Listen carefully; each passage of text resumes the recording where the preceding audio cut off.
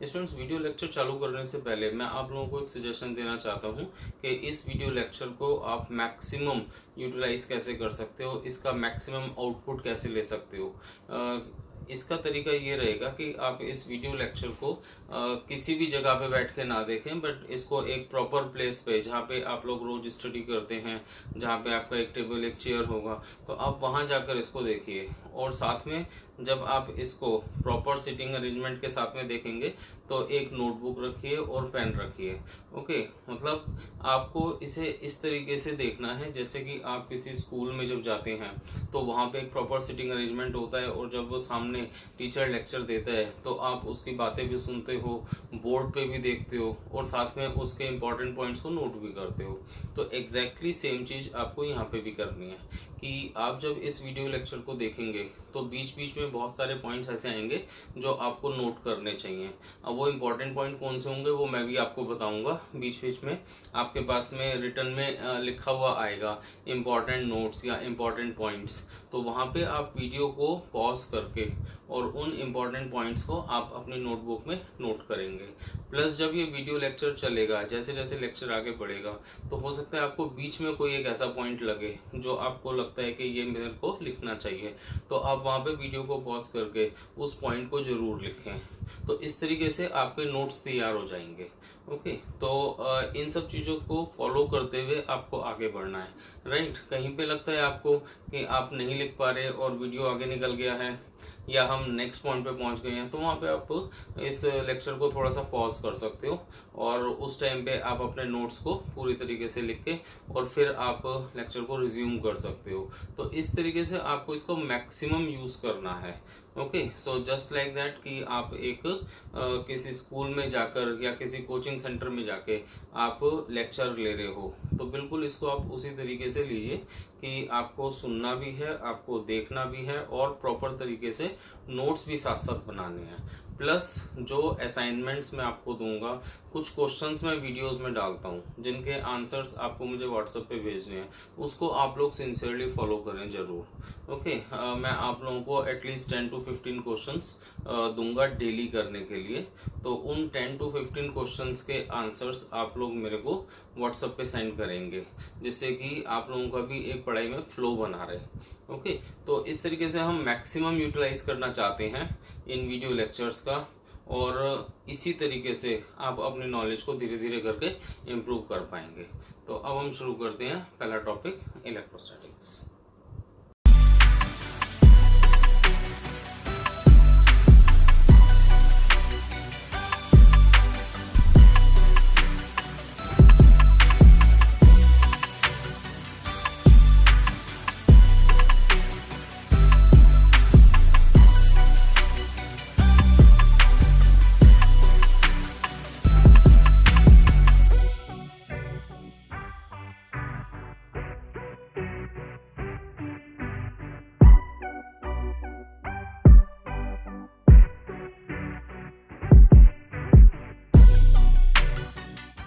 Students, welcome all to this video of electrostatics.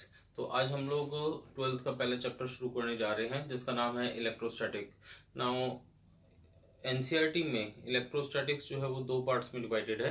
एक है electrostatic 1 और एक है सेकंड पार्ट ऑफ इलेक्ट्रोस्टैटिक 2।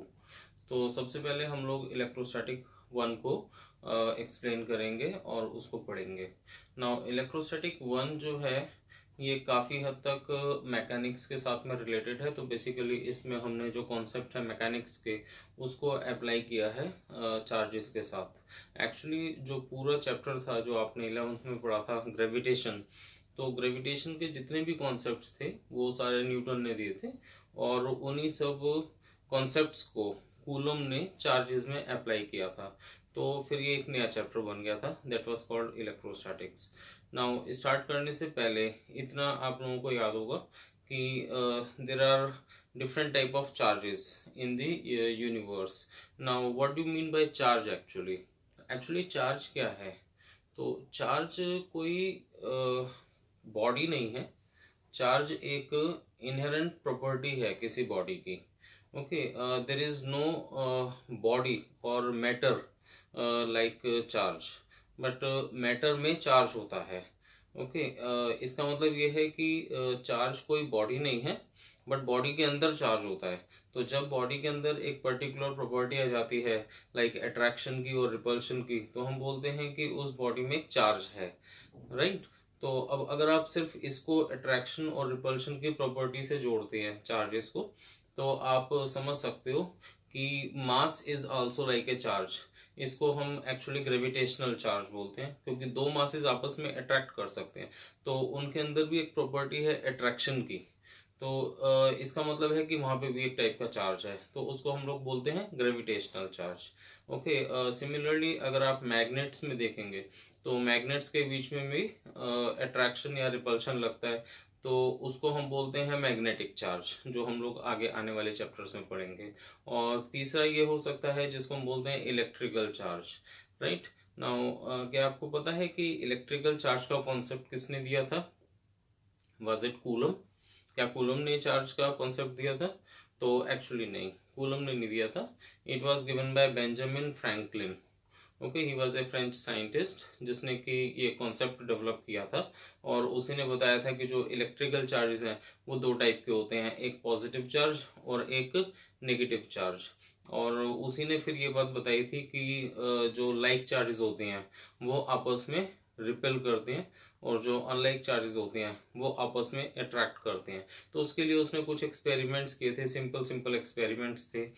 जैसे उसने एक ग्लास रॉड को जब एक सिल्क के क्लॉथ के साथ रब किया था। फॉर एग्जांपल, अगर ये हमारी एक ग्लास रॉड है और कोई एक क्लॉथ, मान लेते हैं कि ये एक सिल्क का क्लॉथ है, और इसको अगर हम इस तरीके से रब करते हैं, तो उसके बाद में ये जो रॉड है ये चार्ज हो जाती है। ओके, तो उसने क्या किया था कि दो ऐसी रॉड्स ली थी और दोनों को चार्ज किया था। तो ऑब्वियस सी बात है, जब दो ग्लास रॉड्स लेके हम उनको रब करेंगे सिल्क क्लॉथ के साथ में, या पॉलिएस्टर का कोई क्लॉथ है उसके साथ में, तो they will get similar charge.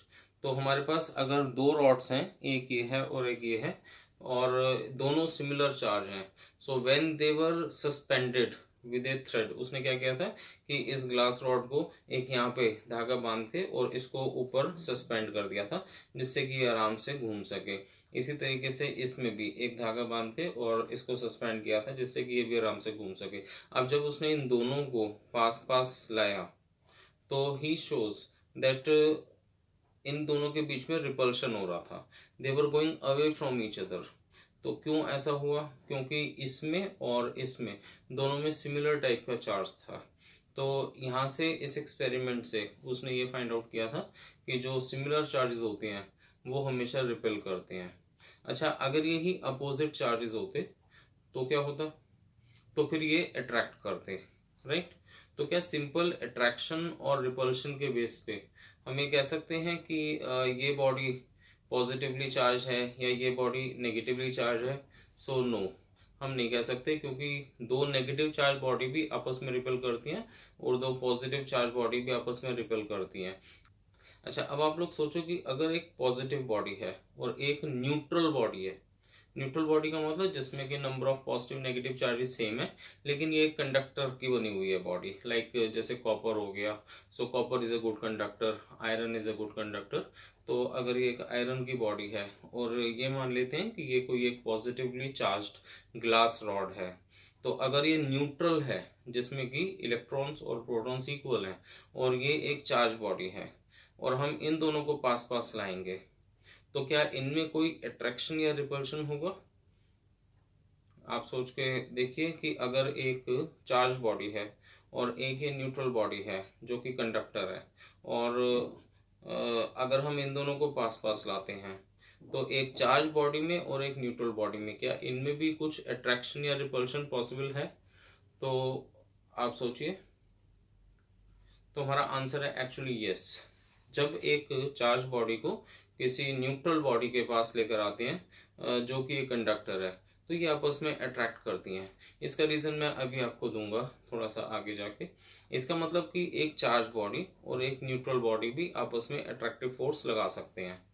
इसीलिए हम लोग बोलते हैं कि अगर मान लेते हैं कि दोनों पॉजिटिव होते, तो हम ये कह सकते थे कि they will repel each other. दोनों नेगेटिव होते तो भी they will repel each other, right. तो अगर दो बॉडीज में रिपल्शन हो रहा है तो इसका मतलब है कि दोनों बॉडीज का चार्ज सेम है, ये कंफर्म है।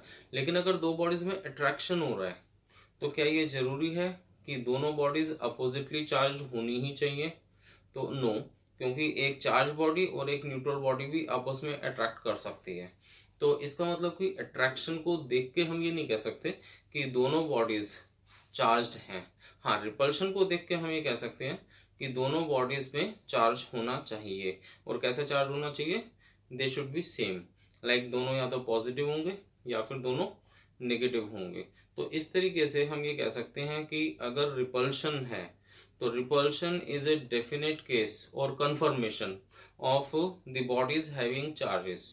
But if suppose there is a attraction, तो अट्रैक्शन का मतलब ये कंफर्मेशन नहीं कर सकते कि आप दो की दोनों में ही चार्ज होगा। हो सकता है कि एक बॉडी चार्ज हो और एक बॉडी न्यूट्रल हो। अब आगे जाके देखेंगे कि एक चार्ज बॉडी और एक न्यूट्रल बॉडी आपस में अट्रैक्ट कैसे कर सकती है, राइट। यू नो स्टूडेंट्स, ये जो अपोजिट चार्जेस के अट्रैक्शन का कॉन्सेप्ट है ये हम इंडस्ट्रीज में भी कई जगहों पे यूज़ करते हैं। आपने देखा होगा कभी किसी टीवी पे कोई वीडियो आ रहा हो जिसमें कि जो फैक्ट्रीज हैं जहाँ पे कार बनती है, तो कार को पेंट कैसे किया जाता है। तो एक्चुअली वहाँ पे हम इस चीज़ को कॉन्सेप्ट को यूज़ करते हैं कि जो कार की जो बॉडी है वो बनाने के बाद, क्योंकि मेटल की बॉडी होती है and metal is a good conductor, तो उस मेटल की बॉडी को पॉजिटिवली चार्ज कर दिया जाता है।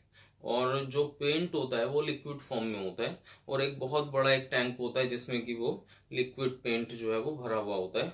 बट द पॉइंट इज कि वो जो पेंट के पार्टिकल्स हैं वो सारे नेगेटिवली चार्ज होते हैं।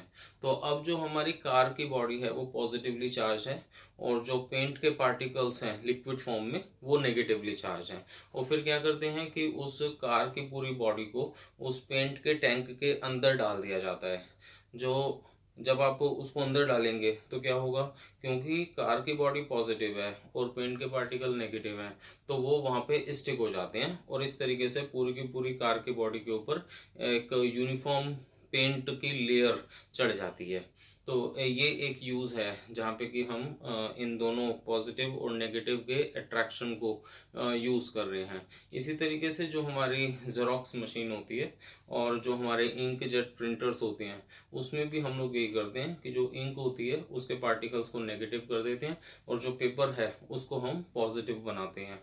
और फिर वो जो नेगेटिवली चार्ज्ड इंक के पार्टिकल्स हैं वो कुछ कुछ जगहों पे जाके उस पेपर के ऊपर स्टिक हो जाते हैं, जिससे कि एक राइटिंग बन जाती है। ओके, तो वो प्रिंटिंग निकल के आती है वहां से। तो इस तरीके से हम लोग पॉजिटिव और नेगेटिव के बीच के अट्रैक्शन को कई जगहों पे यूज करते हैं। तो स्टूडेंट्स, एक बात तो पक्का है कि जो इलेक्ट्रिकल चार्जेस हैं वो दो टाइप के होते हैं, एक पॉजिटिव और एक नेगेटिव। और ये पॉजिटिव और नेगेटिव का कॉन्सेप्ट किसने दिया था? It was not given by coulomb but it was given by Benjamin Franklin.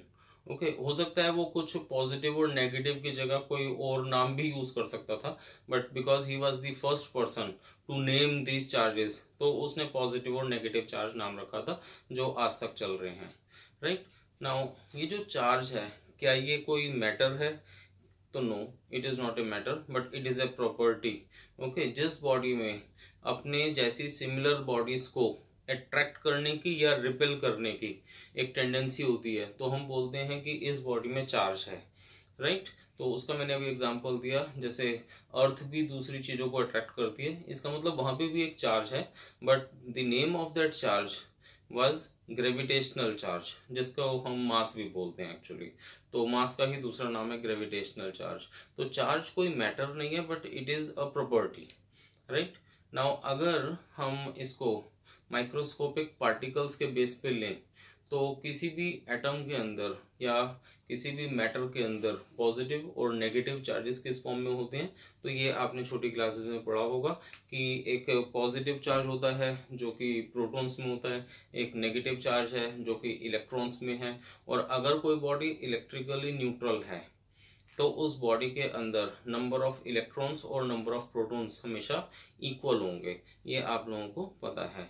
इसका मतलब कि अगर तुम किसी बॉडी को चार्ज करना चाहते हो तो तुम्हें क्या करना पड़ेगा? चार्ज करने से मेरा मतलब है कि हम उसके ऊपर एक नेट चार्ज प्रोड्यूस करना चाहते हैं। तो जब आप किसी बॉडी पे कोई नेट चार्ज प्रोड्यूस करते हो, या तो आप उस पर एक नेट पॉजिटिव चार्ज लाना चाहते हो या एक नेट नेगेटिव चार्ज लाना चाहते हो, तो कैसे लेकर आएंगे? तो ऑब्वियसली बात है कि एक न्यूट्रल बॉडी वो है जिसमें कि नंबर ऑफ इलेक्ट्रॉन्स और नंबर ऑफ प्रोटॉन्स ये दोनों बराबर होते हैं। तो अगर हम इनको अनबैलेंस कर दें तो फिर वो बॉडी जो है या तो पॉजिटिवली चार्ज बन जाएगी या फिर नेगेटिवली चार्ज बन जाएगी। अब उनकी अनबैलेंसिंग कैसे करें? तो क्या हम प्रोटॉन्स को किसी भी एटम से या मैटर से बाहर निकाल सकते हैं? सो नो, क्योंकि प्रोटॉन्स कहाँ होते हैं? न्यूक्लियस के अंदर, they are fixed, so we can not remove any proton from the matter or from the atom, but we can remove और we can supply electrons to the matter, right? Because electrons can exist in free state also. Electrons जो है वो free state में भी मिलते हैं, तो इसलिए हम उसको किसी एटम को दे भी सकते हैं और उसमें से निकाल भी सकते हैं। तो अब जब हम किसी बॉडी को चार्ज करना चाहते हैं तो हमें क्या करना पड़ेगा? या तो हम उसको इलेक्ट्रॉन्स देंगे या फिर हम उसमें से इलेक्ट्रॉन्स निकालेंगे। नाउ इलेक्ट्रॉन्स को जब हम देते हैं तो एक्चुअली हम उस बॉडी के अंदर नंबर ऑफ इलेक्ट्रॉन्स को बढ़ा रहे हैं। नाउ इलेक्ट्रॉन कैसा होता है? नेगेटिवली चार्ज्ड, तो इसका मतलब कि उस बॉडी में नेगेटिव चार्ज बढ़ जाएगा, तो that is why the body will become negatively charged. Okay, positive भी होंगे लेकिन पॉजिटिव की क्वांटिटी कम होगी, नेगेटिव की क्वांटिटी हमने ज्यादा कर दी, तो इसके कारण वो कैसा हो गया? Negatively charge body. लेकिन अगर हम उसी में से कुछ इलेक्ट्रॉन्स निकाल लेते तो फिर क्या होता? फिर उसमें नंबर ऑफ प्रोटॉन्स बढ़ जाते और नंबर ऑफ इलेक्ट्रॉन्स कम हो जाते, तो as a result the body will become positively charge, क्योंकि नंबर ऑफ पॉजिटिव चार्जेस अब ज्यादा हो गए हैं। तो बेसिकली हम प्रोटॉन्स को ना तो निकाल सकते ना डाल सकते, लेकिन हाँ एक बात कंफर्म है कि अगर तुम्हें किसी बॉडी को चार्ज करना है तो हमारे को या तो उसको इलेक्ट्रॉन्स देने पड़ेंगे, जब आप दोगे तो बॉडी नेगेटिवली चार्ज हो जाएगी, या फिर उसमें से इलेक्ट्रॉन्स को निकालना पड़ेगा तो फिर वो बॉडी पॉजिटिवली चार्ज हो जाएगी। अब पॉइंट ये आता है कि क्या किसी बॉडी को चार्ज करते वक्त हम उस बॉडी के मास पे भी इफेक्ट डाल रहे हैं? तो यस, क्योंकि जब आप नेगेटिवली चार्ज बॉडी बनाओगे तो you will give electrons to the body, तो जब आप इलेक्ट्रॉन्स दे रहे हो तो इलेक्ट्रॉन्स का मास भी उस बॉडी में जा रहा है, so there is a slight increase in the mass. हाँ वो बहुत कम होगा, हम उसे नेग्लेक्ट कर सकते हैं, but conceptually there is a increase in mass when you make a body negatively charged. हाँ, अगर आप पॉजिटिवली चार्ज बॉडी बनाते हो तो उसके लिए तुम्हें इलेक्ट्रॉन्स को निकालना पड़ता है, और जब आप इलेक्ट्रॉन्स को निकालते हो तो इसका मतलब कि कुछ मास आप उसमें से निकाल रहे हो, और जब आप मास निकाल दोगे तो फिर उस बॉडी का मास जो होगा वो स्लाइटली रिड्यूस हो जाएगा। तो जब भी हम नेगेटिव बॉडी बनाते हैं तो there is a increase in mass, और जब भी हम पॉजिटिवली चार्ज बॉडी बनाते हैं so there is a decrease in mass. अब पॉइंट ये आता है कि इलेक्ट्रॉन्स को हम कैसे बॉडी के अंदर डालें या कैसे बॉडी से निकालें। ना उसके लिए एक सिंपल सा कॉन्सेप्ट है हमारे पास। देखो, तीन तरीके हैं। इस प्रोसेस को हम बोलते हैं किसी भी बॉडी को चार्ज करना, राइट? तो अगर हमें किसी बॉडी को चार्ज करना है, so how to charge a body? So there are 3 ways actually, ठीक? जो सबसे पहला जो तरीका है to charge a body, that is by conduction. By conduction. Now what do you mean by conduction actually? तो conduction means the flow of charges. तो but कौन से चार्जेस का फ्लो हम करा सकते हैं? पॉजिटिव का तो नहीं करा सकते, क्योंकि वो तो प्रोटॉन्स हैं, वो तो न्यूक्लियस के अंदर हैं, वो फिक्स हैं, तो उसको हम फ्लो नहीं करा सकते। तो हम किसे फ्लो कराएंगे? इलेक्ट्रॉन्स को, right? So by the flow of electrons, right? हाँ, हम इस चैप्टर में बीच बीच में कभी कभी अपनी कन्वीनियंस के लिए ये मान लेंगे कि भाई पॉजिटिव चार्ज भी चल रहा है तो थोड़ा सा जल्दी एक्सप्लेन हो जाएगा, अदरवाइज एक्चुअली क्या चलता है? एक्चुअली चलते हैं नेगेटिव चार्ज इलेक्ट्रॉन्स।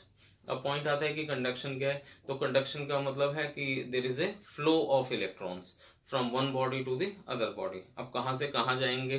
तो ये एक आगे का कॉन्सेप्ट है जो हम लोग आगे जाके इसे डिटेल में पढ़ेंगे कि किस तरीके से इलेक्ट्रॉन्स का फ्लो होता है, राइट? लेकिन फिलहाल मैं ये कह सकता हूँ कि अगर मान लो मेरे पास दो बॉडीज हैं, एक बॉडी है जो कि let us say negatively charged है। नेगेटिवली चार्ज का मतलब इसमें जो नंबर ऑफ इलेक्ट्रॉन्स हैं they are more than the number of protons, right? और हमारे पास में एक बॉडी है जो कि न्यूट्रल है, जिसमें कि नंबर ऑफ इलेक्ट्रॉन्स और नंबर ऑफ प्रोटॉन्स इक्वल है। अब हमें कंडक्शन कराना है तो हम क्या करते हैं, इन दोनों बॉडीज को एक वायर के थ्रू जोड़ देते हैं। तो लेट अस से हम इसमें एक वायर लगा देते हैं, तो ये हमारा एक वायर हो गया। अब क्या होगा, now the flow of electrons will start. Okay, यहाँ पे इलेक्ट्रॉन्स ज्यादा हैं, इसमें इलेक्ट्रॉन्स कम है, तो the flow of electrons will start और एज ए रिजल्ट इस बॉडी के कुछ इलेक्ट्रॉन्स इस पे आ जाएंगे। तो इसका मतलब फाइनली अगर हम देखें तो यहाँ से कुछ इलेक्ट्रॉन्स कम हो जाएंगे। लेट अस से ये 3 इलेक्ट्रॉन्स मैंने यहाँ पे कम कर दिए और वो मैंने यहाँ पे दिखा दिए। तो हुआ क्या कि यहाँ से कुछ चार्जेस इस पे फ्लो कर गए, तो एज ए रिजल्ट अब ये दोनों बॉडीज कैसी हो गई, अब ये दोनों बॉडीज चार्ज हो गई। अब कितना चार्ज यहाँ से यहाँ जाएगा, तो ये फिर से आगे नेक्स्ट जो सेकंड पार्ट है इलेक्ट्रोस्टैटिक्स का, हम लोग उसमें देखेंगे कि कितना चार्ज फ्लो करता है। हाँ, यहाँ पे मैं एक पॉइंट आपको बता सकता हूँ कि अगर ये दोनों बॉडीज आइडेंटिकल हैं इन शेप एंड साइज, मान लेते हैं जैसे दोनों स्फीयर्स हैं जिनका रेडियस इक्वल है, इसका रेडियस भी r है और इसका रेडियस भी r है, तो अगर इन दोनों का साइज बराबर है और शेप भी सेम है, तो उस केस में जो फाइनल चार्ज होगा दोनों बॉडीज का, वो टोटल चार्ज का आधा आधा डिवाइड हो जाएगा।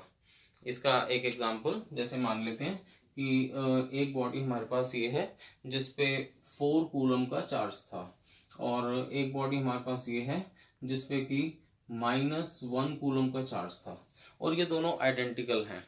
अब आपसे पूछा जाए कि अगर हम इन दोनों को कांटेक्ट में लाते हैं थ्रू अ वायर, तो फाइनली चार्ज इन पे कितना कितना होगा, तो आपको क्या करना चाहिए कि इन दोनों चार्जेस को ऐड करो, तो what will get, so what is the initial charge, तो इनिशियल टोटल चार्ज पूरा चार्ज, तो इनिशियल टोटल चार्ज आपका हो जाएगा 4 - 1 दैट इज 3 कूलम। अब इस टोटल चार्ज का आधा चार्ज इस बॉडी पे आ जाएगा और आधा चार्ज इस पे, इसका मतलब 3 का हाफ कितना हो गया, 1.5 कूलम एंड 1.5 कूलम। तो ये हमारा फाइनल चार्ज होगा इन दोनों बॉडीज के ऊपर। लेकिन ये सिर्फ कब होता है, इक्वली डिवीजन कब होता है, जब दो बॉडीज आइडेंटिकल होती हैं शेप में और साइज में। मान लेते हैं कि अगर एक बॉडी होती और एक मान लेते हैं ये होती, और इसके ऊपर अगर 4 कूलम का चार्ज है, इसमें -1 कूलम का चार्ज है, और हम इन दोनों को कनेक्ट करते हैं और फाइनल चार्ज इस पे आ जाता है Q1 और इस पे Q2, तो इन दोनों का सम इस इनिशियल चार्ज के सम के बराबर होगा। तो I can say that Q1 + Q2 is equal to 4 - 1, so Q1 + Q2 is equal to 3। ये कंफर्म है कि फाइनल चार्ज इनिशियल के बराबर होगा, लेकिन कितना होगा उसके लिए हमें एक और कॉन्सेप्ट लगाना पड़ेगा, जो कि हम लोग नेक्स्ट चैप्टर में करेंगे इलेक्ट्रोस्टैटिक्स के सेकंड पार्ट में। स्टूडेंट्स, जो दूसरा तरीका है किसी भी बॉडी पे चार्ज प्रोड्यूस करने का, वो है by induction. So let us see what is induction. So second way is by induction. Actually conduction में और इंडक्शन में जो बेसिक डिफरेंस है वो ये है कि कंडक्शन में हम दोनों बॉडीज को कांटेक्ट में लाते हैं वायर के थ्रू या साथ साथ मिला के, लेकिन इंडक्शन में हम उन दोनों को कांटेक्ट में नहीं लाते, बल्कि हम दूर से ही चार्ज करते हैं। Okay, so let us see how it can be done. इसको मैं स्टेप वाइज समझाता हूँ आपको। जैसे मान लेते हैं कि हमारे पास में एक कोई बॉडी है, ये एक बॉडी है जिसको कि हमें लेट अस से पॉजिटिवली चार्ज करना है। ओके, तो अगर इसे पॉजिटिवली चार्ज करना है तो हम यहाँ पे एक नेगेटिवली चार्ज बॉडी रख देंगे। ओके, इसके साथ में, तो अब इससे क्या होगा, तो ये जो नेगेटिव चार्ज बॉडी है वो इस बॉडी के नेगेटिव चार्जेस को रिपेल करेगी, और हम उल्टा भी बोल सकते हैं अपनी कन्वीनियंस के लिए कि ये इस बॉडी के पॉजिटिव चार्जेस को अपनी तरफ अट्रैक्ट करेगी। तो एक तरीके से तो ये कहना ज़्यादा अप्रोप्रिएट है कि ये जो बॉडी है ये इस बॉडी के नेगेटिव चार्जेस को रिपेल करती है। एज ए रिजल्ट वो जो नेगेटिव चार्ज है, जो इलेक्ट्रॉन्स है, वो इस तरफ चले जाते हैं, तो यहाँ पे नेगेटिव चार्जेस आ जाएंगे, और एज ए रिजल्ट जब यहाँ से नेगेटिव चार्ज पीछे चला जाएगा तो यहाँ नेगेटिव चार्जेस कम हो जाएंगे, तो इस साइड में ये पॉजिटिवली चार्ज बन जाएगा। तो बेसिकली हम कर क्या रहे हैं कि हम इस बॉडी के हेल्प से इस बॉडी के नेगेटिव और पॉजिटिव चार्जेस को एक तरीके से सेपरेट कर रहे हैं। ओके, अब हमारे को इस बॉडी पे पॉजिटिव चार्ज चाहिए, तो we should remove these negative charges. और अब इस नेगेटिव चार्ज को कैसे रिमूव करें, तो यहाँ पे एक मेथड आता है अर्थिंग का, ओके, या ग्राउंडिंग भी बोल सकते हैं। You know that because of the very large size of the earth has a great tendency to take all the charges of the bodies. Okay, इस अर्थ की एक टेंडेंसी है, because earth is a good conductor. तो जब भी हम किसी body को अर्थ के कांटेक्ट में लाते हैं, एक ऐसी बॉडी जिसपे कुछ चार्ज है, अगर हम उसे अर्थ के कांटेक्ट में लाते हैं तो जो अर्थ होती है वो उस बॉडी का सारा चार्ज अपने अंदर ले लेती है। अच्छा, ऐसा क्यों होता है? तो अगेन ये कॉन्सेप्ट है जो कि हम लोग इलेक्ट्रोस्टैटिक सेकंड पार्ट में पढ़ेंगे, इलेक्ट्रोस्टैटिक पोटेंशियल के थ्रू। ओके, तो जब भी हम, अभी फिलहाल आपको बस ये याद रखना है कि जब भी हम किसी चार्ज बॉडी को अर्थ के कांटेक्ट में लाते हैं तो वो बॉडी डिस्चार्ज हो जाती है और उसका सारा चार्ज जो है वो अर्थ में चला जाता है एक तरीके से। तो अगर मान लो मुझे ये नेगेटिव चार्ज रिमूव करना है, तो मैं इस पार्ट को अर्थ के कांटेक्ट में ले आऊंगा, और उसके लिए हमारे पास ये सिंबल होता है कि हम यहाँ से एक वायर लेके और इस तरीके से दिखा देते हैं। So this is the symbol of earthing. Now ये पॉजिटिव चार्ज अपनी जगह पे रहेगा और ये जो नेगेटिव चार्ज बॉडी है ये अपनी जगह पे रहेगी, लेकिन इस अर्थिंग के चारों तरफ ये जो नेगेटिव चार्ज था अब ये खत्म हो गया, because it is neutralised by the earth. और आसान लैंग्वेज में आप कह सकते हो कि ये जो नेगेटिव चार्ज है वो एक तरीके से अर्थ में चला गया। तो अब इधर से ये बॉडी जो है वो न्यूट्रल हो गई। अब हम क्या करेंगे कि अब हम इस अर्थिंग को हटा देंगे। तो नेक्स्ट स्टेप में हम इस अर्थिंग को रिमूव कर देते हैं और ये पॉजिटिव चार्ज अपनी जगह पे ही रहेगा और ये नेगेटिव चार्ज अपनी जगह पे। सो ये हमारी पोजीशन होगी चार्जेस की। अब and now in the last step we remove this body also. ये पॉजिटिव यहाँ पे क्यों है? इसका सिंपली एक कारण था कि ये इस नेगेटिव के साथ अट्रैक्ट हो रहा है, तो इस अट्रैक्शन के कारण ये पॉजिटिव चार्ज इधर रहता है। लेकिन अगर मैं इस बॉडी को हटा दूंगा तो इसका जो अट्रैक्टिव फोर्स है इन चार्जेस के ऊपर वो खत्म हो जाएगा।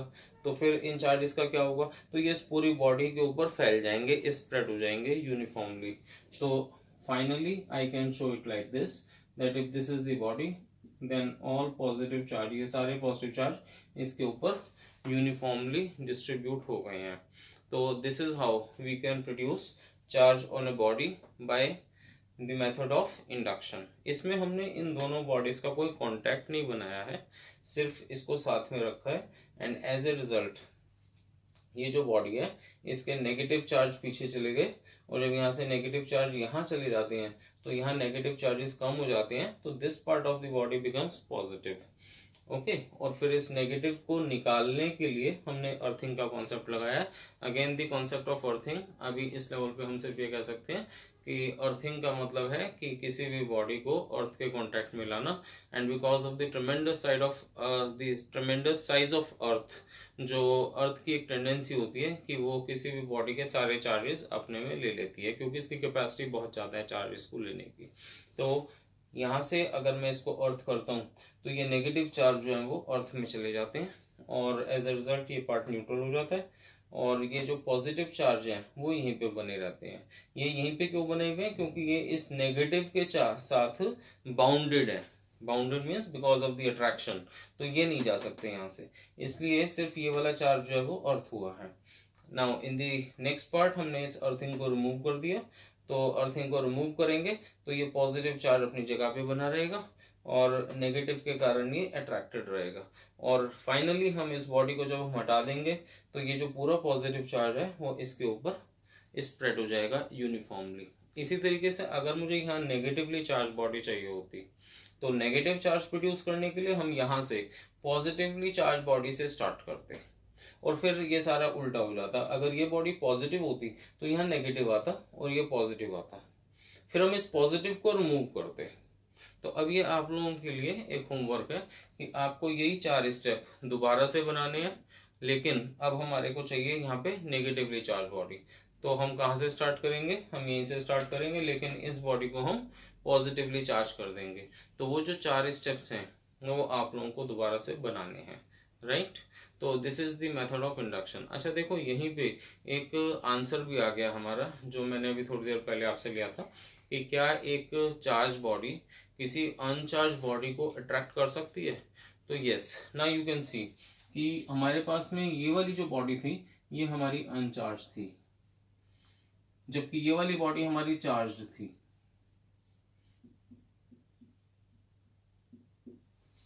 शुरू में ये सिचुएशन थी हमारी, राइट। ये चार्ज बॉडी, ये अनचार्ज बॉडी।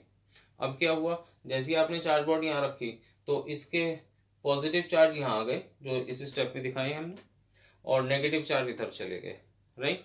अब ये जो पॉजिटिव है ये इस नेगेटिव के साथ क्या होगा, अट्रैक्ट होगा, और एट द सेम टाइम ये नेगेटिव इस नेगेटिव से रिपेल होगा। लेकिन क्योंकि ये चार्ज दूर है तो रिपल्शन कम होगा, ओके ना। इस नेगेटिव पे एक रिपल्सिव फोर्स लगेगा, रिपल्शन का मतलब दूर जाने का लगो, तो इस नेगेटिव पे इधर फोर्स लग रहा है, राइट। मान लेते हैं कि ये फोर्स ऑन नेगेटिव चार्ज है, और इस पॉजिटिव पे किधर की तरफ फोर्स लगेगा, नेगेटिव की तरफ, इधर की तरफ। और इसको मैं लिख सकता हूं force acting on positive charge. But which is more, this one is more और दिस वन इज मोर, तो दिस फोर्स इज मोर। क्यों, क्योंकि ये पास में है। तो force on positive charge is greater than the force on negative charge, ये वाला फोर्स ज्यादा होगा। और क्योंकि ये फोर्स ज्यादा है तो इसलिए ये बॉडी किधर की तरफ जाएगी, इधर की तरफ, और ऐसा लगेगा कि ये बॉडी इसकी तरफ अट्रैक्ट हो रही है। तो बेसिकली होता क्या है कि अगर हमारे पास में एक चार्ज बॉडी है, एक अनचार्ज बॉडी है, तो ये चार्ज बॉडी इस अनचार्ज बॉडी के अपोजिट चार्जेस को अपनी तरफ ले आती है। तो अगर ये पॉजिटिव है तो यहाँ पे कैसा चार्ज रहेगा, नेगेटिव चार्ज, और इधर कैसा रहेगा, पॉजिटिव। तो नेक्स्ट स्टेप में हम इसको ऐसे दिखा सकते हैं, मान लेते हैं कि इस बॉडी पे सारे में चार्ज है। अब जब आप इसे इसके साथ में रखोगे तो हमारा स्टेप कैसे दिखेगा, तो हमारा स्टेप कुछ ऐसा दिखेगा।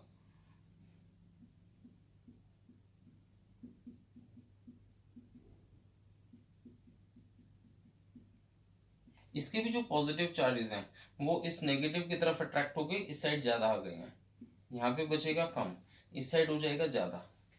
अब क्या होगा, अब ये पॉजिटिव इस नेगेटिव चार्ज को अपनी तरफ अट्रैक्ट करेगा, तो अब ये बॉडी इसकी तरफ अट्रैक्ट होगी। तो बेसिकली एक न्यूट्रल बॉडी किसी भी चार्ज बॉडी की तरफ क्या हो रही है, अट्रैक्ट हो रही है। ये रिपल भी होगा लेकिन रिपल्शन कम होगा, क्योंकि ये चार्जेस इससे दूर है, तो इसलिए रिपल्शन कम है, अट्रैक्शन ज्यादा है। So that is why we can say कि any charge body can attract or neutral body. और इसका एक एग्जांपल भी है जो आप लोगों ने देखा होगा, जब जब छोटे होते हैं बच्चे तो वो लोग करते भी हैं कि अगर आप एक छोटे छोटे पेपर्स ले लेते हैं, किसी पेपर के छोटे छोटे पीसेस रख देते हैं, ओके, पीस करके रख दो, छोटे छोटे पीसेस, एक कागज ले लेते हैं और उसको फाड़ दो और उसके छोटे छोटे पीसेस करके और रख दो, और then you have a plastic scale, okay.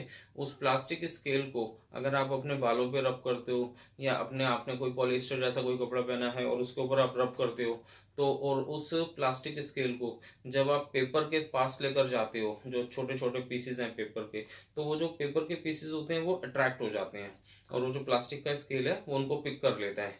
तो क्या आप लोगों ने ये सब चीजें की हैं, आप करके देखना कि अगर मान लो कि ये कोई भी एक छोटा सा पीस है पेपर का और ये स्केल है, तो ये क्या करेगा, मान लेते हैं कि ये पॉजिटिवली चार्ज स्केल है ये, तो ये क्या करेगा, ये इस पेपर के नेगेटिव चार्जेस को अपनी तरफ अट्रैक्ट कर लेगा, और ये जो नेगेटिव चार्ज है वो इस पॉजिटिव की तरफ अट्रैक्ट होंगे। तो एज अ रिजल्ट ये जो पेपर का पीस है वो इससे अट्रैक्ट हो जाएगा, राइट। तो ये भी एक एक्सपेरिमेंट है जो ये दिखाता है कि ये स्केल हमारा चार्ज था, पेपर अनचार्ज था, न्यूट्रल था, लेकिन फिर भी जो पेपर है वो इस चार्ज स्केल की तरफ अट्रैक्ट हो रहा है, right. So this was one of the experiment, ये आप घर में भी कर सकते हो, राइट। स्टूडेंट्स, मैंने यहाँ पे एक क्वेश्चन बनाया है जो कि आप लोगों के लिए है, होमवर्क के लिए। उस क्वेश्चन को मैं समझा देता हूँ और इसका आंसर आप अपने आप निकालेंगे और मुझे मेरे व्हाट्सएप पे भेजेंगे। ओके, ये डायग्राम बेस्ड क्वेश्चन है। एक्चुअली मैंने दो स्पीयर्स दिखाए हैं which are identical. Okay, sphere a जो है ये नेगेटिवली चार्ज है और जो स्फीयर बी है ये न्यूट्रल है और ये कंडक्टर का बना हुआ है। कंडक्टर मीन्स लाइक कॉपर का हो सकता है, आयरन है, सिल्वर है, ये सारे कंडक्टर्स हैं। ओके, और इनको दूर दूर रखा हुआ है जिससे कि इनके बीच में there is no induction effect. Okay, induction हमेशा होता है जब पास पास होते हैं, तो there is no induction effect. Right now मैंने यहाँ पे चार्जेस इस पे दिखाए हैं, ये न्यूट्रल है। अब आपको यहाँ पे इन तीनों स्टेप्स में इस दोनों के ऊपर चार्जेस को शो करना है। ओके, सबसे पहले मैंने क्या किया, स्टेप 1 में मैंने इनको दूर दूर रखा है। उसके बाद में सेकेंड स्टेप में मैंने इनको कॉन्टैक्ट में रखा है। ध्यान रखना कि दोनों आइडेंटिकल हैं, they are identical in shape and size. तो मैंने इन दोनों को कॉन्टैक्ट में रखा। इस टाइम पे इनके ऊपर चार्जेस कैसे होंगे वो चार्जेस तुम्हें शो करने हैं। उसके बाद में मैंने इनको थोड़ा सा सेपरेट किया है, तो इस टाइम पे इनके ऊपर चार्जेस किस पोजीशन में होंगे, और फिर मैंने इन दोनों को दूर दूर रख दिया जिससे कि फिर से इनके बीच में कोई इंडक्शन ना हो।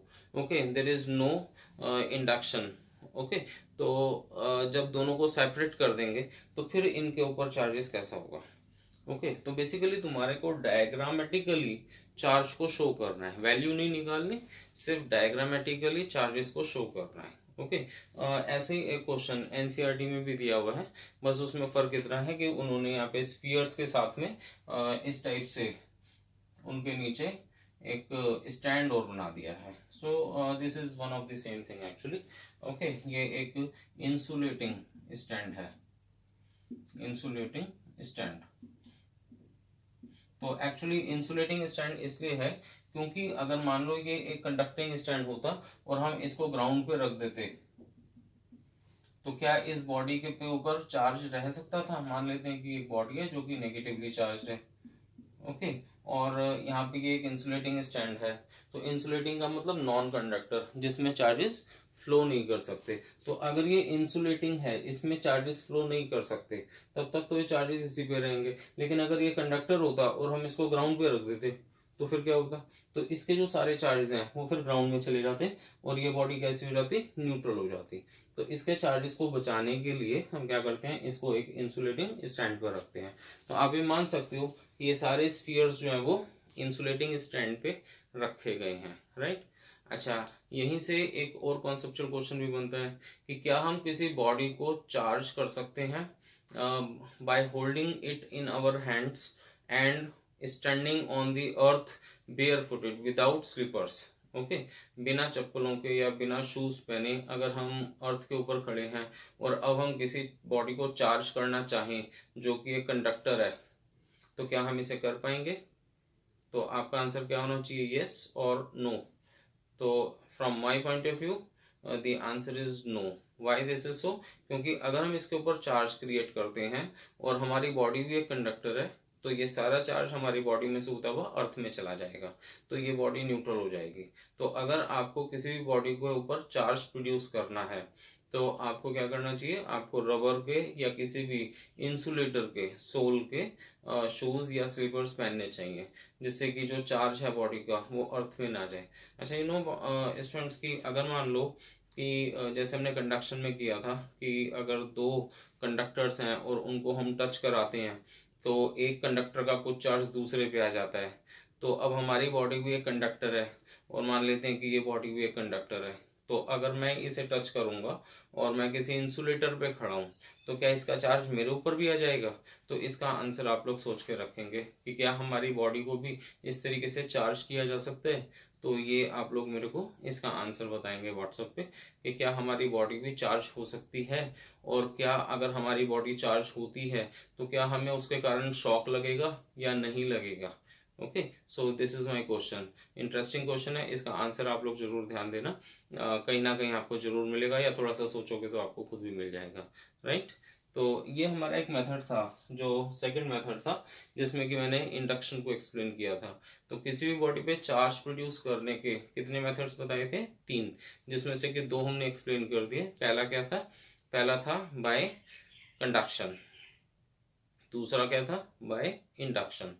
और अब हम तीसरे पे जाते हैं and that is by friction. Student अब हम लेते हैं तीसरा तरीका and that is by friction. तो यू नो फ्रिक्शन कब प्रोड्यूस होता है, तो आप लोगों ने पहले भी पढ़ा होगा कि अगर दो बॉडीज को हम रब करते हैं आपस में तो फ्रिक्शन प्रोड्यूस होता है।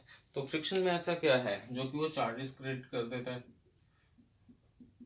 सो नाउ बाय फ्रिक्शन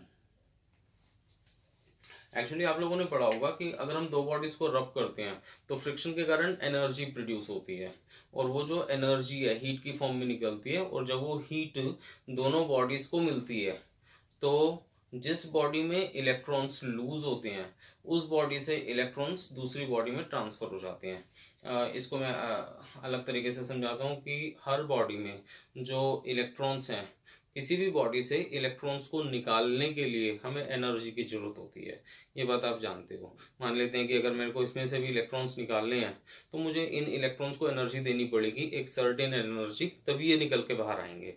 अब किसी बॉडी में इलेक्ट्रॉन्स जो हैं उनको निकालने के लिए ज़्यादा एनर्जी चाहिए, और किसी बॉडी में इलेक्ट्रॉन्स को निकालने के लिए कम एनर्जी चाहिए। ये उस बॉडी की अपनी प्रॉपर्टी है। ओके, तो अलग अलग बॉडीज में से इलेक्ट्रॉन्स को निकालने के लिए अलग अलग अमाउंट ऑफ एनर्जी की जरूरत होती है। अब मान लेते हैं मेरे पास दो बॉडीज हैं। ओके, एक बॉडी ए और एक बॉडी बी। नाउ एज्यूम करते हैं कि ए में से इलेक्ट्रॉन निकालने के लिए जो एनर्जी हमें चाहिए वो है ई ए। Okay, EA is the energy required to remove an electron from the body A, और B में से इलेक्ट्रॉन्स को निकालने के लिए जो एनर्जी चाहिए वो है EB, राइट।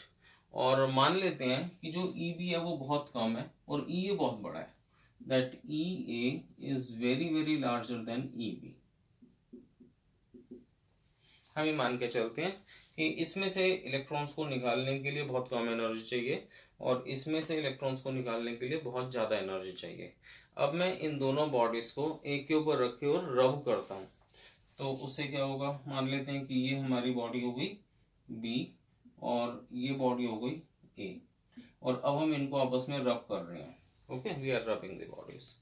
तो अब क्या होगा कि जब यहाँ पे फ्रिक्शन क्रिएट होगा तो हीट प्रोड्यूस होगी, और वो जो हीट है वो ए को भी मिलेगी और बी को भी मिलेगी। अब क्योंकि बी में जो इलेक्ट्रॉन्स हैं वो आसानी से निकल सकते हैं, बहुत कम एनर्जी चाहिए बी में से इलेक्ट्रॉन्स को निकालने के लिए, तो जो हीट यहाँ पे प्रोड्यूस हो रही है वो बी वाले इलेक्ट्रॉन्स के लिए सफिशिएंट होगी कि वो उस हीट को लेके और इस बॉडी में से निकल जाए। तो जब यहाँ से इलेक्ट्रॉन्स निकलेंगे तो किसके पास जाएंगे, तो ए के पास, तो बी में से इलेक्ट्रॉन्स ए में चले जाएंगे। अच्छा, ए वाले इलेक्ट्रॉन्स का क्या होगा, तो ये कहीं नहीं जा सकते क्योंकि जो हीट प्रोड्यूस हो रही है वो इतनी नहीं है कि ए में से इलेक्ट्रॉन्स निकल सकें, तो बी में से इलेक्ट्रॉन्स आसानी से निकल सकते थे। तो फ्रिक्शन के कारण जो हीट प्रोड्यूस हुई वो हीट लेके बी वाले इलेक्ट्रॉन्स यहाँ से चले गए, और कहाँ चले गए, ए में। तो इसका मतलब कि जब यहाँ से इलेक्ट्रॉन जाएगा तो यहाँ पे इलेक्ट्रॉन्स कम हो जाएंगे, तो यहाँ पॉजिटिव चार्ज क्रिएट हो जाएगा, और जब इलेक्ट्रॉन ए में मिल गया तो यहाँ पे एक नेगेटिव चार्ज क्रिएट हो जाएगा क्योंकि ए में इलेक्ट्रॉन्स बढ़ जाएंगे। अगर यहाँ से दो इलेक्ट्रॉन्स जाते हैं तो यहाँ दो पॉजिटिव चार्ज और यहाँ दो नेगेटिव चार्ज प्रोड्यूस होंगे। तो इस तरीके से जितने इलेक्ट्रॉन्स का ट्रांसफर होगा उतना पॉजिटिव यहाँ पे और उतना नेगेटिव यहाँ पे क्रिएट हो जाएगा।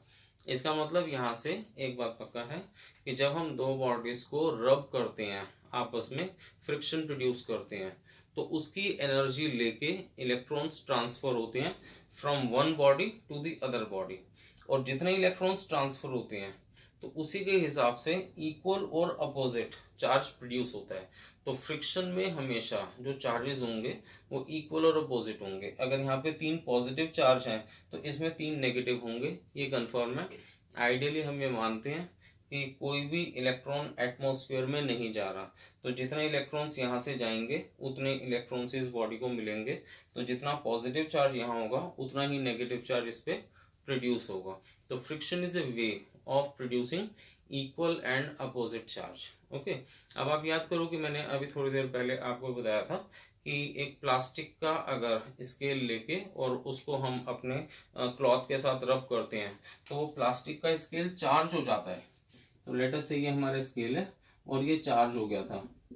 तो ये चार्ज कैसे हुआ होगा? जब इसको किसी कपड़े के साथ में हमने रब किया होगा। तो it is because of this friction process actually. Okay, कि यहाँ से कुछ इलेक्ट्रॉन्स जो है वो चले गए, तो एज अ रिजल्ट ये जो स्केल है वो पॉजिटिवली चार्ज हो गया। अब इस पॉजिटिवली चार्ज स्केल को जब हम किसी पेपर के पास ले जाते हैं तो फिर इंडक्शन होता है। तो इसका मतलब पहले फ्रिक्शन से स्केल पे चार्ज प्रोड्यूस हुआ, फिर इंडक्शन से यहाँ पे नेगेटिव चार्ज आया, और अब ये पेपर जो है वो स्केल की तरफ अट्रैक्ट होगा। तो मतलब यहाँ पे दो प्रोसेस यूज हो रहे हैं। पहला, by friction the charge is produced on the scale, and second, by induction the opposite charge comes in front of the scale and now the paper is being lifted because of the force of attraction। तो अब हमने देखा कि तीन तरीके से हम किसी भी बॉडी के ऊपर चार्ज प्रोड्यूस कर सकते हैं। पहला तरीका क्या था? पहला तरीका था बाय कंडक्शन, जिसमें कि फ्लो ऑफ चार्जेस थे। दूसरा तरीका बाय इंडक्शन, जिसमें हमने अर्थिंग का कॉन्सेप्ट लिया था। और तीसरा तरीका है बाय फ्रिक्शन, जिसमें कि हम दो बॉडीज को रब करते हैं। राइट?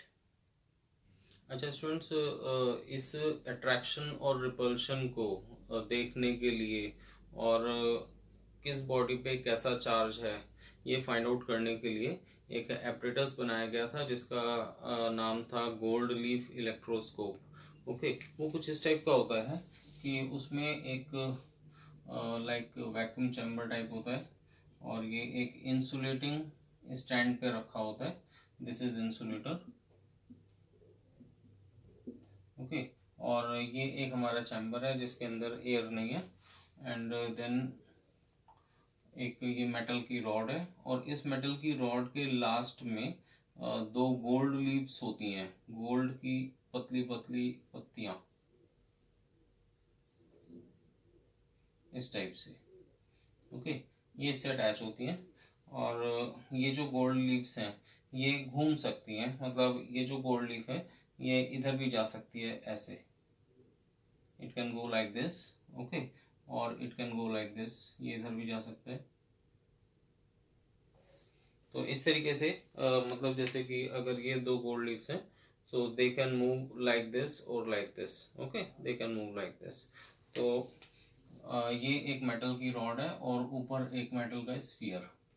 तो बेसिकली ये कंडक्टर है, और ये गोल्ड की दो पतली पतली लीव्स होती हैं। ओके, और ये एक्चुअली हैंगिंग पोजीशन में है एक तरीके से।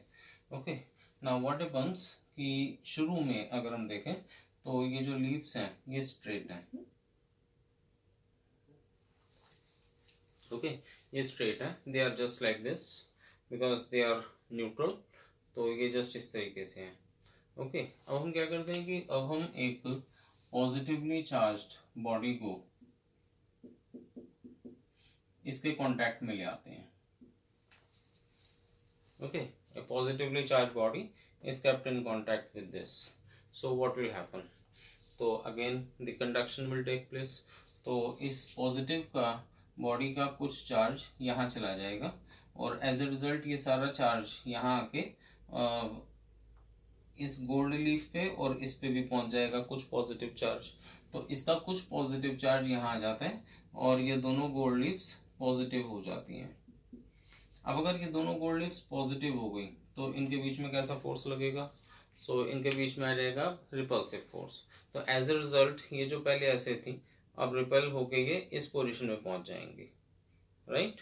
So now this is the new position, they are repelling from each other। Okay, तो अब ये पोजीशन जो है ये खत्म हो गई यहाँ पे, और ये इस पोजीशन पे आ गए हैं।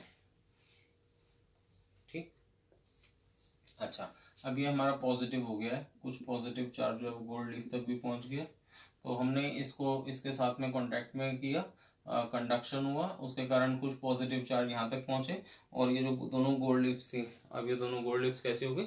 डाइवर्ज हो गई हैं। ओके, अब देखिए क्या करते हैं हम कि मान लेते हैं कि इसको हमने रिमूव कर दिया। Now that body is removed. Okay, अब ये इस पोजीशन पे है।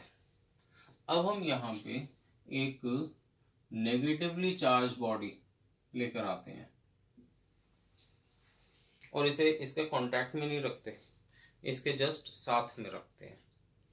तो जब नेगेटिवली चार्ज बॉडी लाके साथ में रखेंगे तो इन गोल्ड फॉइल्स का, ये जो गोल्ड लीव्स थी, इनके डाइवर्जेंस पे क्या इफेक्ट पड़ेगा? क्या ये और दूर जाएंगी या ये थोड़ी पास आ जाएंगी? ओके, सीधी तो नहीं होंगी लेकिन इस पोजीशन पे थी। तो जब हम ये नेगेटिव बॉडी यहाँ पर लाके रखेंगे इसके पास बिल्कुल, तो इन गोल्ड फॉइल्स का, या जो गोल्ड लीव्स थी, क्या ये फर्दर दूर जाएंगी या थोड़ी पास आ जाएंगी? ये हमारा क्वेश्चन है। तो क्या आप सोच सकते हो कि इसका आंसर क्या होना चाहिए? सिंपल है, सिंपल इंडक्शन, कंडक्शन, इन्हीं कॉन्सेप्ट्स के ऊपर बेस्ड है ये सारा चीज। तो अब आप देख सकते हो कि अगर ये नेगेटिवली चार्ज बॉडी है तो ये नेगेटिव क्या करेगी? इस सिस्टम के पॉजिटिव चार्जेस को अट्रैक्ट करेगी ऊपर की तरफ। और जब यहाँ से पॉजिटिव चार्ज ऊपर जाएगा, क्योंकि यहाँ नेगेटिव है तो यहाँ पे पॉजिटिव का अट्रैक्शन आएगा, तो यहाँ से नीचे से पॉजिटिव चार्ज ऊपर की तरफ जाएगा। एज ए रिजल्ट यहाँ का जो इन गोल्ड लीव्स का जो पॉजिटिव चार्ज है वो थोड़ा सा क्या होगा? कम हो जाएगा, क्योंकि यहाँ नेगेटिव है तो यहाँ पे पॉजिटिव आने की कोशिश करेंगे बिकॉज ऑफ अट्रैक्शन। तो इस पूरे सिस्टम का पॉजिटिव चार्ज ऊपर की तरफ जाएगा, तो यहाँ गोल्ड लीव्स का कुछ पॉजिटिव चार्ज ऊपर चला जाएगा। और अगर यहाँ पे गोल्ड लीव्स का कुछ पॉजिटिव चार्ज कम हो के ऊपर चला गया, तो अगर पॉजिटिव चार्ज कम हो गया तो इनका जो रिपल्शन है वो कम हो जाएगा। तो as a result they will move towards each other. तो इनका जो डाइवर्जेंस है वो थोड़ा सा रिड्यूस हो जाएगा। So they will come to this position.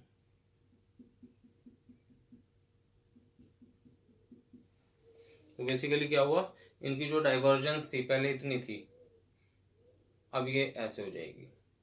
तो इसका मतलब ये हो गया कि अगर हम डाइवर्जेंस की हेल्प से ये चेक करना चाहते हैं कि ये बॉडी कैसी है, क्या ये पॉजिटिव है या ये बॉडी नेगेटिव है, तो हम ये फाइंड आउट कर सकते हैं कि ये बॉडी नेगेटिव है या पॉजिटिव है। ठीक है ना? अब आप इसको उल्टा समझो, राइट? जैसे अगर मैं बोलता हूँ कि यहाँ पे एक ये इलेक्ट्रोस्कोप है और इसमें ये हमारी गोल्ड लीव्स है,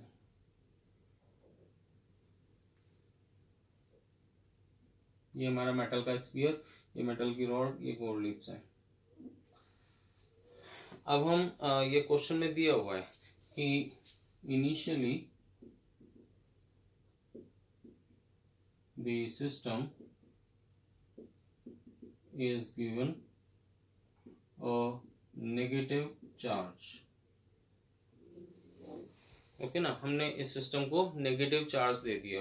तो अगर आप इसको नेगेटिव चार्ज दोगे तो ये गोल्ड लीव्स दोनों क्या करेंगी? रिपेल करेंगी। तो ये रिपेल हो रही है। सो लेट अस से ये पोजीशन है, right? Why? Because they are negative. Okay, ये सब नेगेटिव है। अब क्वेश्चन ये है कि हमने एक यहाँ पे बॉडी लाके रखी जिसका चार्ज हमें नहीं पता कि पॉजिटिव है या नेगेटिव है, अननोन चार्ज, अननोन चार्ज। अब सोचो कि अगर ये दिया जाए क्वेश्चन में कि जब आप इस अननोन चार्ज की बॉडी को यहाँ पे रखते हो और ये जो गोल्ड लीव्स हैं ये थोड़ी सी इनकी डाइवर्जेंस कम हो जाती है, मतलब दे मूव लाइक दिस, थोड़ा नीचे की तरफ आती हैं ये, जैसे कि इसमें भी आई थी। तो अगर ये नीचे की तरफ आ रही हैं तो what kind of charge will it be? Is it negative charge or positive charge? So question is when body is kept near the sphere, the gold leaves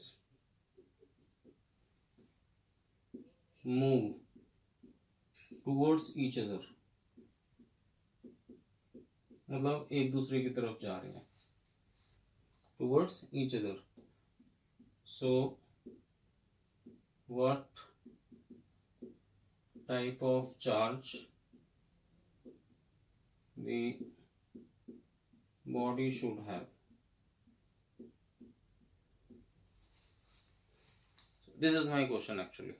तो अब आप सोच सकते हो कि अगर ये एक दूसरे की तरफ जा रही हैं, इसका मतलब कि इनका जो रिपल्शन है वो थोड़ा कम हुआ है।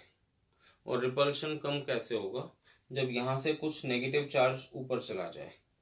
तो यहाँ से नेगेटिव चार्ज इसका मतलब ऊपर जा रहा है, जिससे कि यहाँ का नेगेटिव चार्ज थोड़ा सा कम हो जाए। अब यहाँ से नेगेटिव चार्ज अगर ऊपर जा रहा है तो इसका मतलब फिर ये बॉडी कैसी होनी चाहिए? यहाँ नेगेटिव चार्ज ज़्यादा कब आएगा? जब यहाँ पे कोई नेगेटिव चार्ज बॉडी हो या पॉजिटिव चार्ज बॉडी हो। तो यहाँ पे नेगेटिव चार्ज ज़्यादा आ रहा है। ये दोबारा से सुन लेते हैं कि ये दोनों लीव्स एक दूसरे की तरफ जा रही हैं, इसका मतलब इनका जो रिपल्सिव फोर्स है, जो रिपेल कर रहे थे, वो कम हो रहा है। तो रिपल्शन कम कब होगा? जब ये नेगेटिव चार्जेस कम होंगे। और ये नेगेटिव चार्ज कम कब होगा? जब यहाँ से कुछ नेगेटिव चार्ज ऊपर चला जाएगा। और ये नेगेटिव चार्ज यहाँ पे इकट्ठा कब होगा? जब यहाँ कैसा चार्ज हो। तो यहाँ पे कैसा होना चाहिए? It should B positive charge. तो इसका मतलब कि the body should have positive charge. तो इस तरीके से अगर हमें गोल्ड लीव्स का चार्ज पता है तो इनके डाइवर्जेंस के कम या ज़्यादा होने से हम ये फाइंड आउट कर सकते हैं कि जो हमने यहाँ पे बॉडी रखी है उस पर कैसा चार्ज है, राइट। तो ऐसे ही और इंटरेस्टिंग क्वेश्चंस भी इसमें बनेंगे। ओके स्टूडेंट्स, तो एक और सिमिलर टाइप का क्वेश्चन है हमारे पास कि दो स्फीयर्स हैं S1 एंड S2 और ये दो स्ट्रिंग्स A एंड B से हैंग कर रहे हैं with the help of a conducting rod. Okay, so A and B are strings, S1 and S2 are two conducting spheres hanging with conducting rod. इस conducting rod से दोनों hang कर रहे हैं। Okay, now a positively charged conducting sphere is kept in contact with a conducting rod. तो इस conducting rod के साथ में एक positively charged sphere को हमने टच करा दिया है। Okay, now how will the two spheres move? ये दोनों स्फीयर्स कैसे मूव करेंगे? एक दूसरे की तरफ जाएंगे या एक दूसरे से दूर जाएंगे या यहीं रहेंगे? अगर अब दो पार्ट्स हैं क्वेश्चन के। फर्स्ट पार्ट है string A and B are conducting, ये दोनों स्ट्रिंग्स जो हैं वो कंडक्टिंग है। और दूसरे केस में string A is conducting but B is non conducting. तो A कंडक्टिंग है, B नॉन कंडक्टिंग है। तो उस केस में क्या होगा? Initially these two spheres are neutral. Okay, initially these two spheres are neutral. तो इस क्वेश्चन का आंसर आपको सोच के रखना है। इंटरेस्टिंग क्वेश्चन है, थोड़ा सा ध्यान लगाओगे तो ये क्वेश्चन सॉल्व हो जाएगा और इसका आंसर मेरे को मेरे व्हाट्सएप पे भेजेंगे आप लोग। ओके, तो इस तरीके से हम लोगों ने यहाँ पे इलेक्ट्रिफिकेशन का concept, how to produce charge on the body, ये पूरा किया है, राइट। तो अब जो हमारा नेक्स्ट जो टॉपिक होगा वो होगा प्रॉपर्टीज ऑफ इलेक्ट्रिक चार्जेस। कि जो इलेक्ट्रिक चार्जेस हैं ये तो हमें पता है कि दो टाइप के होते हैं, एक पॉजिटिव और एक नेगेटिव, लेकिन इसके अलावा इसमें कौन कौन सी प्रॉपर्टीज होती हैं। So let us take that. तो स्टूडेंट्स, अब तक हम लोगों ने इलेक्ट्रिफिकेशन की बात की थी कि कैसे चार्ज प्रोड्यूस किया जाता है किसी भी बॉडी पे। अब हम बात करते हैं इलेक्ट्रिक चार्जेस की प्रॉपर्टीज़ की, कि जो इलेक्ट्रिक चार्जेस हैं उसमें हमें किन किन बातों का ध्यान रखना चाहिए। ओके, जो इसमें सबसे पहली प्रॉपर्टी जो बड़ी बेसिक सी प्रॉपर्टी है और वो सब आप लोग जानते भी हो, और वो है कि जो सिमिलर चार्जेस होते हैं वो रिपेल करते हैं और जो डिफरेंट टाइप के चार्जेस होते हैं, जो अपोजिट चार्जेस होते हैं, वो आपस में अट्रैक्ट करते हैं। तो ये इसकी सबसे पहली प्रॉपर्टी है, that like charges repel each other and unlike charges attract each other. So this is the first property of the electric charge. जो सेकंड प्रॉपर्टी है वो इससे ज़्यादा इंपॉर्टेंट है और उसको हम बोलते हैं conservation of charge. Now what you mean by conservation of charge actually? तो कंजर्वेशन का मतलब कि किसी भी सिस्टम के ऊपर, किसी भी आइसोलेटेड सिस्टम के ऊपर जो टोटल चार्ज होता है वो हमेशा कांस्टेंट रहता है। नाउ आइसोलेटेड सिस्टम का मतलब है कि पूरे यूनिवर्स में बस एक ही सिस्टम है और there is no other body which can give charge to the given body or which can take charge from the given body। मतलब कि अगर हम कोई एक सिस्टम लेते हैं और उसके साथ में कोई और बॉडी या कोई और सिस्टम नहीं है, तो उस केस में हम ये कह सकते हैं कि जो अगर एक सिंगल बॉडी है तो उस सिंगल बॉडी के ऊपर जो टोटल चार्ज होगा किसी भी प्रोसेस से पहले और किसी भी प्रोसेस के बाद वो कांस्टेंट रहेगा। ओके, इसका एक एग्जांपल हम ले सकते हैं। जैसे अर्थ है, तो क्या अर्थ को एक आइसोलेटेड सिस्टम माना जा सकता है कि हम ये मान सकें कि अर्थ के ऊपर जितना भी चार्ज है वो हमेशा कांस्टेंट रहता है, फिक्स रहता है? तो आपका क्या आंसर होना चाहिए कि क्या अर्थ का टोटल चार्ज जब से अर्थ बनी थी तब से अब तक, क्या अर्थ का टोटल चार्ज फिक्स होगा, कांस्टेंट होगा, या ये चेंज होगा? तो क्या आंसर होना चाहिए आपका? तो basically it will change. The reason behind is कि earth is not a single body in the universe. Okay, there are so many other bodies जो कि अर्थ के बाहर हैं, जो जितने भी हमारे प्लैनेट्स हैं, सोलर सिस्टम है हमारा पूरा, तो उसमें जो डिफरेंट प्लैनेट्स हैं, सन है, तो ये सारी की सारी बॉडीज हैं जो कि अर्थ को चार्ज दे भी सकती हैं और अर्थ से चार्ज ले भी सकती हैं। Okay, by any mean. तो मतलब यहाँ पे पॉसिबिलिटी बनती है कि अर्थ को चार्ज बाहर से मिल सके, जैसे कि सोलर रेडिएशंस के थ्रू जो सोलर विंड्स होती हैं जो सन से आती हैं, तो उसमें बहुत सारे चार्ज पार्टिकल अर्थ पे कॉन्टीन्यूसली पहुँचते हैं। ओके, तो अर्थ का क्या टोटल चार्ज फिक्स हो सकता है? अगर मैं अर्थ को सिस्टम मानूं तो नहीं, तो अर्थ के ऊपर हम कंजर्वेशन ऑफ चार्ज नहीं लगा सकते। अच्छा, अगर हम पूरे सोलर सिस्टम को एक सिस्टम मान लें, पूरा हमारा सोलर सिस्टम जो हमारे प्लैनेट्स हैं, जो लास्ट है, जो कि बेसिकली अब प्लैनेट नहीं रहा, प्लूटो। ओके, लेकिन अगर हम वहाँ तक मानते हैं सोलर सिस्टम को, तो वहाँ तक अगर मैं एक सिस्टम बना देता हूँ अप टू प्लूटो, ओके, तो क्या हम मान सकते हैं कि हमारे पूरे पूरे के पूरे सोलर सिस्टम के ऊपर जो टोटल चार्ज है, जो उस टाइम पे था जब ये सोलर सिस्टम बना था और जो आज की डेट में होगा, क्या वो कांस्टेंट होगा या क्या वो सेम होगा? तो again the answer is no, क्योंकि सोलर सिस्टम के बाहर बहुत सारे सोलर सिस्टम हैं, क्योंकि हमारी गैलेक्सी में there are so many solar systems. तो हमारे सोलर सिस्टम को बाहर के सोलर सिस्टम से भी चार्जेस मिल सकते हैं और यहाँ से दिए भी जा सकते हैं। तो इसका मतलब कि हमारे सोलर सिस्टम के ऊपर भी जो चार्ज होगा वो फिक्स नहीं होगा, तो जितने चार्जेस पहले होंगे उतने आज की डेट में शायद ना हों। ओके, अच्छा, अगर हम पूरी गैलेक्सी को एक सिस्टम मान लें, तो क्या हमारी पूरी गैलेक्सी का टोटल चार्ज कांस्टेंट हो सकता है जितना पहले था जब ये गैलेक्सी बनी थी और आज की डेट में? तो अगेन नो, क्योंकि हमारी सिर्फ एक अकेली गैलेक्सी नहीं है, इस यूनिवर्स में there are billions of galaxies, तो कहीं से भी चार्ज आ सकता है और जा सकता है। ओके, तो हम इसमें भी हम ये नहीं कह सकते। अच्छा, अब हम पूरे यूनिवर्स को एक सिस्टम मान लेते हैं, क्योंकि अगर ये पूरा यूनिवर्स एक सिस्टम है, उस यूनिवर्स के अंदर ही सारी गैलेक्सीज हैं, सारे सोलर सिस्टम्स हैं, तो वो जो हमारा पूरा यूनिवर्स है, उस यूनिवर्स को अगर हम एक सिस्टम माने, तो क्या वो आइसोलेटेड सिस्टम हो सकता है? तो यस, क्योंकि एक यूनिवर्स है। ओके, अगर कोई दूसरा यूनिवर्स होता तो फिर वहाँ से चार्जेस आ सकते थे, जा सकते थे, लेकिन ऐसा नहीं है। तो क्योंकि यूनिवर्स एक ही है, तो अगर मैं पूरे यूनिवर्स को एक मान लेता हूँ तो हम उसको एक आइसोलेटेड सिस्टम मान सकते हैं, क्योंकि इसके साथ में कोई और सिस्टम, कोई और यूनिवर्स नहीं है। तो हम ये कह सकते हैं कि हमारे पूरे यूनिवर्स में जितना चार्ज है वो हमेशा फिक्स होगा। ओके, इसीलिए कहा जाता है कि जितना चार्ज उस टाइम पे था जब ये यूनिवर्स बना था, आज की डेट में भी हमारे यूनिवर्स में उतना ही चार्ज है। दो चीज़ें सेम होती हैं, एक तो हमारा चार्ज जो कि कंजर्व है हमारे पूरे यूनिवर्स के अंदर, और दूसरा एनर्जी, जितनी एनर्जी उस टाइम पे थी उतनी एनर्जी अब भी है, according to conservation of energy.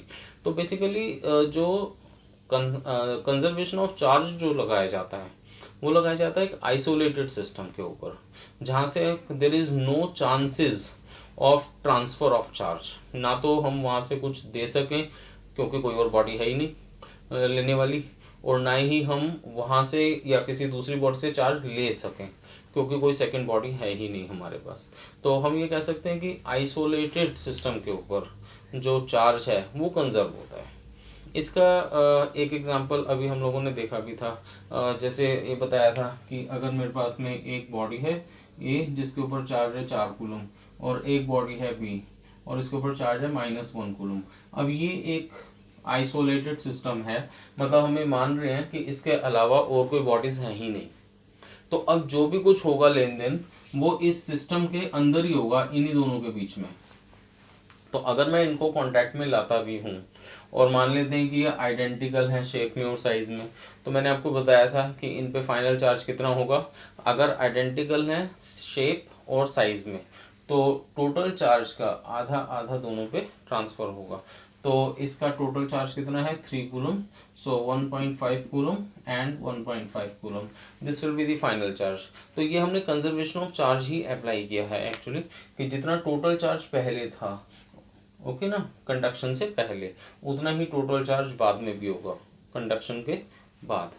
अगर ये साइज सेम नहीं होता तो भी क्या कंजर्वेशन ऑफ चार्ज एप्लीकेबल होता?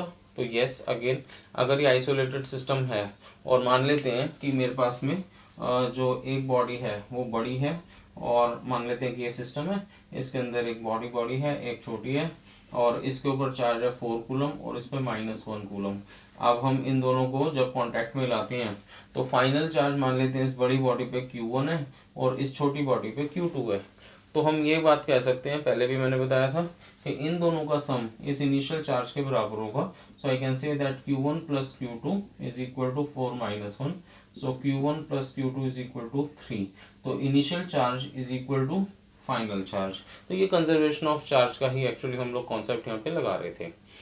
एक और एग्जांपल हो सकता है कंजर्वेशन ऑफ चार्ज का, और वो है कोई भी न्यूक्लियर रिएक्शन। आप लोगों ने कई बार न्यूक्लियर रिएक्शन ऐसे लिखी होगी कि मान लेते हैं कि कोई हमारे पास एक न्यूक्लियस है X, जिसका एटॉमिक नंबर है Z और मास नंबर है A। तो मान लेते हैं कि एटॉमिक नंबर है Z और ये मास नंबर है A, और इसमें से लेट अस से एक अल्फा पार्टिकल आपको पता है, अल्फा पार्टिकल जो होता है वो होता है न्यूक्लियस ऑफ हीलियम, ओके ना, He42। So this is alpha particle, right. तो अगर एक न्यूक्लियस में से कोई अल्फा पार्टिकल He42 ये निकल जाता है, तो जो नया एलिमेंट बनता है उसको हम Y से रिप्रेजेंट करते हैं अगर, तो यहाँ पे हम मास नंबर लिखते हैं A-4, क्योंकि A में से 4 निकल गया है, तो A-4। और यहाँ पे जो हम एटॉमिक नंबर लिखते हैं वो लिखते हैं Z-2, क्योंकि Z में से 2 फाइनल ये निकल चुका है, तो this is Z-2, right. Now what is atomic number actually? So atomic number को हम बोलते हैं number of protons. And what is a proton? Proton is a charge. इसका मतलब this Z represents the charge which was initially there. तो initial charge कितना था इस सिस्टम के ऊपर? तो it was Z, this was the initial charge, okay. So initial charge, helium particle निकलने से पहले ये था हमारे पास, और इसके ऊपर चार्ज कितना था Z, okay. So initial charge was Z, okay, represented by Z actually, या प्रोपोर्शनल टू Z कह सकते हैं। तो initial charge is proportional to Z। Actually charge कितना होना चाहिए? अगर एक प्रोटॉन का चार्ज होता है E, okay, E is the charge of one proton. कैसा E? प्लस E और minus E। So proton is A positively charge particle, so it must be plus E। तो अगर एक प्रोटॉन के ऊपर चार्ज है प्लस E, तो Z protons के ऊपर कितना चार्ज होगा? Z into E। तो this is the initial charge, Z into E, okay. मैंने कुछ नहीं किया, जस्ट नंबर ऑफ प्रोटॉन्स को उनके चार्ज से मल्टीप्लाई किया है। What is E? So plus E is the charge on one proton, so that is why initial charge will become plus ZE। अच्छा, ये तो हो गया हमारा इनिशियल चार्ज यहाँ पे। और अगर हम फाइनल चार्ज निकालते हैं इस अल्फा पार्टिकल के रिलीज होने के बाद, सो जो फाइनल चार्ज होगा वो आएगा दिस प्लस दिस, क्योंकि अगर हम फाइनल नंबर ऑफ प्रोटॉन्स निकालें तो नंबर ऑफ प्रोटॉन्स का मतलब एटॉमिक नंबर, तो अगर हम इसको और इसको ऐड करें तो ये आ जाएगा 2 plus Z-2, this is the number of protons. अब एक प्रोटॉन के ऊपर चार्ज कितना बताया था? प्लस E, तो इतने प्रोटॉन्स पे कितना चार्ज होगा? This into E। So the final charge will be this into E। तो अगर आप देखो तो ये 2 और 2 कैंसिल होके it will again be ZE। तो you can see that even in this nuclear reaction also we have applied the conservation of charge, that the initial charge was Ze and the final charge is also Ze. तो you can see कि इन सारे cases में हम लोग conservation of charge को apply करते हैं, लेकिन कंडीशन क्या थी, it should be isolated system, मतलब कहीं बाहर से कोई चार्ज नहीं आना चाहिए, ना ही बाहर चार्ज जाना चाहिए। तो हम इसमें यही मान के चलते हैं कि there is no loss of charge or gain of charge from outside. So this was the conservation of charge. तो तीन प्रॉपर्टीज हैं चार्जेस की। सबसे पहली प्रॉपर्टी कि वो अट्रैक्ट और रिपेल कैसे करते हैं, तो like charges repel each other and unlike charges attract each other, ये पहली प्रॉपर्टी। दूसरी प्रॉपर्टी है कंजर्वेशन ऑफ चार्ज।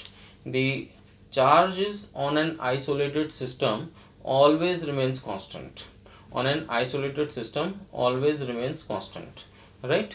तो this is conservation of charge. जो तीसरी प्रॉपर्टी है वो इससे भी ज़्यादा इंपॉर्टेंट है और वो है क्वांटाइजेशन ऑफ चार्ज। तो अब हम पढ़ते हैं quantization of charge. Now students, you know what do you mean by quantization actually? तो आप लोगों को पता होगा कि फिजिक्स में दो टाइप की क्वांटिटीज हम लेकर चलते हैं। ओके, एक क्वांटिटी वो होती है जिसकी वैल्यू पे कोई रिस्ट्रिक्शन नहीं होती, कि वो कोई भी वैल्यू हो सकती है। ओके, जैसे मास है, मास को हम कोई रिस्ट्रिक्शन नहीं देते कि ये मास नहीं हो सकता। जैसे 1 ग्राम है और 2 ग्राम है, तो 1 और 2 के बीच में आप कोई भी वैल्यू ले सकते हो। okay, you can take 1.1, you can take 1.1594, okay, you can take any value of mass because it is acceptable। okay, कि जो मास है वो कोई भी वैल्यू ले सकता है। ओके, तो ऐसी क्वांटिटीज़ को हम कॉन्टिन्यूस क्वांटिटीज़ बोलते हैं, जिसमें कि हम सारी वैल्यूज़ उसको दे सकते हैं। ओके, लेकिन कुछ क्वांटिटीज़ ऐसी होती हैं जिनमें कि रिस्ट्रिक्शंस होती है कि या तो वो इतनी होगी या फिर ये होगी, उसके बीच में कोई वैल्यू नहीं हो सकती। जैसे अगर कोई क्वांटिटी है या तो 1 होगी या 2 होगी, अब 1 और 2 के बीच में अगर कुछ नहीं हो सकता तो ये एक रिस्ट्रिक्शन हो गई। तो ऐसी क्वांटिटीज़ को हम बोलते हैं quantized quantities. Okay, they are called quantized quantities. तो charge is one of them. Charge जो है वो क्वांटाइज्ड क्वांटिटी है। ओके, क्योंकि ये सारी वैल्यूज़ नहीं ले सकता। अच्छा, अभी तक आप लोगों को ये पता है कि जो नेचर में सबसे छोटा चार्ज जो हमें फ्री स्टेट में मिल सकता है वो कौन सा चार्ज है? जो नेचर में फ्री स्टेट में जो सबसे छोटा चार्ज हमें मिल सकता है वो कौन सा है? तो वो है चार्ज ऑफ एन इलेक्ट्रॉन। इसका मतलब मैं ये नहीं कह रहा कि इलेक्ट्रॉन से छोटे चार्ज होते नहीं, इलेक्ट्रॉन से छोटे चार्ज भी होते हैं। ओके, लेकिन वो हमें फ्री स्टेट में नहीं मिलते, आज की डेट तक नहीं मिले, इसलिए हम उन्हें कंसीडर नहीं करते। हम ये मान के चलते हैं कि नेचर में जो सबसे छोटा चार्ज हमारे को मिल सकता है फ्री स्टेट में, जिसको हम ट्रांसफ़र कर सकते हैं, वो है charge of an electron. Okay, इसीलिए हम लोग बार बार जब भी कंडक्शन पढ़ते हैं तो हम क्या बोलते हैं कि एक बॉडी के इलेक्ट्रॉन्स दूसरी बॉडी में या तो जा रहे हैं या फिर दूसरी बॉडी से इलेक्ट्रॉन्स आ रहे हैं। तो हम हमेशा क्योंकि electron is the smallest charge, उससे छोटा चार्ज हम ट्रांसफ़र नहीं कर सकते क्योंकि हमारे को मिलता ही नहीं है। तो इलेक्ट्रॉन का जो चार्ज है वो है स्मॉलेस्ट चार्ज। तो वी कैन से कि जो चार्ज ऑफ इलेक्ट्रॉन है, charge of electron is smallest. और कितना है charge of electron? So charge of electron को हम 1.6 इंटू 10⁻⁹ कूलम, ये हमारा चार्ज है और ये नेगेटिव होता है। और इतना ही पॉजिटिव चार्ज एक्चुअली प्रोटॉन के ऊपर होता है, राइट। तो हमारे को जो सबसे छोटा चार्ज मिल सकता है वो है ये इतना चार्ज, इससे छोटा चार्ज हमारे को नहीं मिलता। और इस चार्ज को हम रिप्रेजेंट कर देते हैं स्मॉल ई से, that is the charge of 1 electron. Okay, ये नेगेटिव होता है और ये स्मॉलेस्ट होता है, इससे छोटा चार्ज हम नहीं ले सकते, हम नहीं निकाल सकते या डाल सकते। इसका मतलब ये हुआ कि अगर मान लो एक बॉडी पे मेरे को चार्ज प्रोड्यूस करना है। अब कैसे प्रोड्यूस करते हैं, अभी आपको बताया था थोड़ी देर पहले कि अगर किसी बॉडी पे चार्ज प्रोड्यूस करना है तो भाई दो ही तरीके हैं, या तो उसमें से इलेक्ट्रॉन्स निकाल लो या फिर उसमें इलेक्ट्रॉन्स डाल दो, राइट। तो अब मान लेते हैं कि मेरे को इसमें पॉजिटिव चार्ज बनाना है। तो अगर इसको पॉजिटिवली चार्ज बनाना है तो मैं क्या करूँगा, इसमें से इलेक्ट्रॉन्स को निकालूंगा या डालूंगा। तो अब यहाँ पे आपको पता होना चाहिए कि अगर इसे पॉजिटिवली चार्ज बनाना है तो इसमें हमें इलेक्ट्रॉन्स को कम करना है। इसका मतलब कि यहाँ से हमें इलेक्ट्रॉन्स को निकालना पड़ेगा। तो हम यहाँ से इलेक्ट्रॉन निकालते हैं। कितना इलेक्ट्रॉन निकाल सकते हैं? या तो हम एक इलेक्ट्रॉन निकालेंगे या फिर हम 2 इलेक्ट्रॉन निकाल सकते हैं। मैं 1.5 इलेक्ट्रॉन, 1.5 इलेक्ट्रॉन नहीं निकाल सकता। क्यों? क्योंकि इसका मतलब है 1 electron plus half electron. 1 electron इससे छोटा होता ही नहीं, ई से छोटा होता ही नहीं, तो 1/2 ई, ये तो पॉसिबल ही नहीं है। इसका मतलब कि क्या होगा कि या तो मैं 1 इलेक्ट्रॉन ही निकाल पाऊंगा या फिर मैं 2 इलेक्ट्रॉन निकाल पाऊंगा। बीच में फ्रैक्शन में मैं नहीं निकाल सकता, ना तो मैं निकाल सकता ना डाल सकता, क्योंकि सबसे छोटा चार्ज ई होता है, तो ई का फ्रैक्शन पॉसिबल नहीं है, राइट। इसका मतलब कि यहाँ से मैं या तो 1 इलेक्ट्रॉन निकालूंगा। अगर मैंने इसमें से 1 इलेक्ट्रॉन निकाला तो इस बॉडी का चार्ज कितना हो जाएगा? तो अगर मैं इस बॉडी के चार्ज को Q से रिप्रेजेंट करता हूँ तो this Q will be +1e जब हम 1 इलेक्ट्रॉन निकालते हैं। और अगर मान लो मैं 2 इलेक्ट्रॉन निकालता हूँ तो फिर ये बन जाएगा +2e। और अगर मैं n इलेक्ट्रॉन्स निकालता हूँ तो ऐसे ही फिर ये चलता जाएगा और ये बन जाएगा Ne तक, राइट। तो charge can be 1e, 2e, 3e और any integral multiple of e। It should be in whole number. ये फ्रैक्शन में नहीं हो सकता क्योंकि e जो है वो सबसे छोटा चार्ज है। अच्छा, अगर इलेक्ट्रॉन निकालते हैं तो ये पॉजिटिव बनता है। अगर इलेक्ट्रॉन निकालने के बजाय हम डालना शुरू कर दें तो फिर ये नेगेटिव हो जाएगा चार्ज बॉडी के ऊपर। तो फिर हम इसे क्या लिखेंगे? या तो -1e, -2e या फिर -ne। तो मतलब इसका कहने का ये है कि किसी भी बॉडी का जो चार्ज है वो हमेशा e के इंटीग्रल मल्टीपल में होगा, आइदर 1 टाइम्स ऑफ e और 2 टाइम्स ऑफ e और n times of e। What is n? n is a whole number, it can not be in fraction. तो ये जो प्रॉपर्टी है चार्ज की, इसको बोलते हैं quantization of charge, that any charge body can have a charge which should be an integral multiple of a basic quantity. What is that basic quantity? Basic quantity का मतलब जो सबसे छोटी quantity है वो है E। तो any charge body can have a charge which is always be an integral multiple of E। इसके अलावा और चार्ज नहीं हो सकता। तो इसका मतलब मैं कह सकता हूँ, अगर इसको और इसको मैं दोनों को इक्वेट करता हूँ तो I can say that Q is equal to +-NE। So किसी भी बॉडी का चार्ज जो होता है उसको हम ऐसे लिख सकते हैं, व्हाट इज n? सो n is any whole number 1 2 3 and so on. और ये क्या रिप्रेजेंट कर रहा है एक्चुअली? n। तो n represents the number of electrons which we have given to the body, या जो हमने दिया है या जो हमने लिया है। तो n is the number of electrons जो हमने या तो दिए होंगे या फिर हमने लिए होंगे। So this is the concept of quantization. मतलब जो चार्ज है वो क्वांटाइज्ड है। क्वांटाइज्ड होने का मतलब कभी फिक्स वैल्यू है, या तो वो इतना होगा 1 टाइम्स ऑफ ई या होगा 2 टाइम्स ऑफ ई, ये इसके अलावा नहीं हो सकता। तो ये जब भी रेस्ट्रिक्शन लग जाती है किसी क्वांटिटी के ऊपर तो हम बोलते हैं कि ये क्वांटिटी क्वांटाइज्ड हो गई है। Okay, so that is why we say that charge is quantized. क्या ऐसी कोई रेस्ट्रिक्शन मास पे भी है? तो नो, मास के ऊपर ऐसी कोई रेस्ट्रिक्शन नहीं है। मास की हम कोई भी वैल्यू ले सकते हैं, उसके ऊपर कोई रेस्ट्रिक्शन नहीं है। तो मास इज नॉट क्वांटाइज्ड। तो ये एक डिफरेंस भी हो गया। आपको याद होगा शुरू में मैंने बताया था कि मास का एक दूसरा नाम भी है, वो है ग्रेविटेशनल चार्ज। और ये हम क्या पढ़ रहे हैं? ये हम पढ़ रहे हैं इलेक्ट्रिक चार्ज।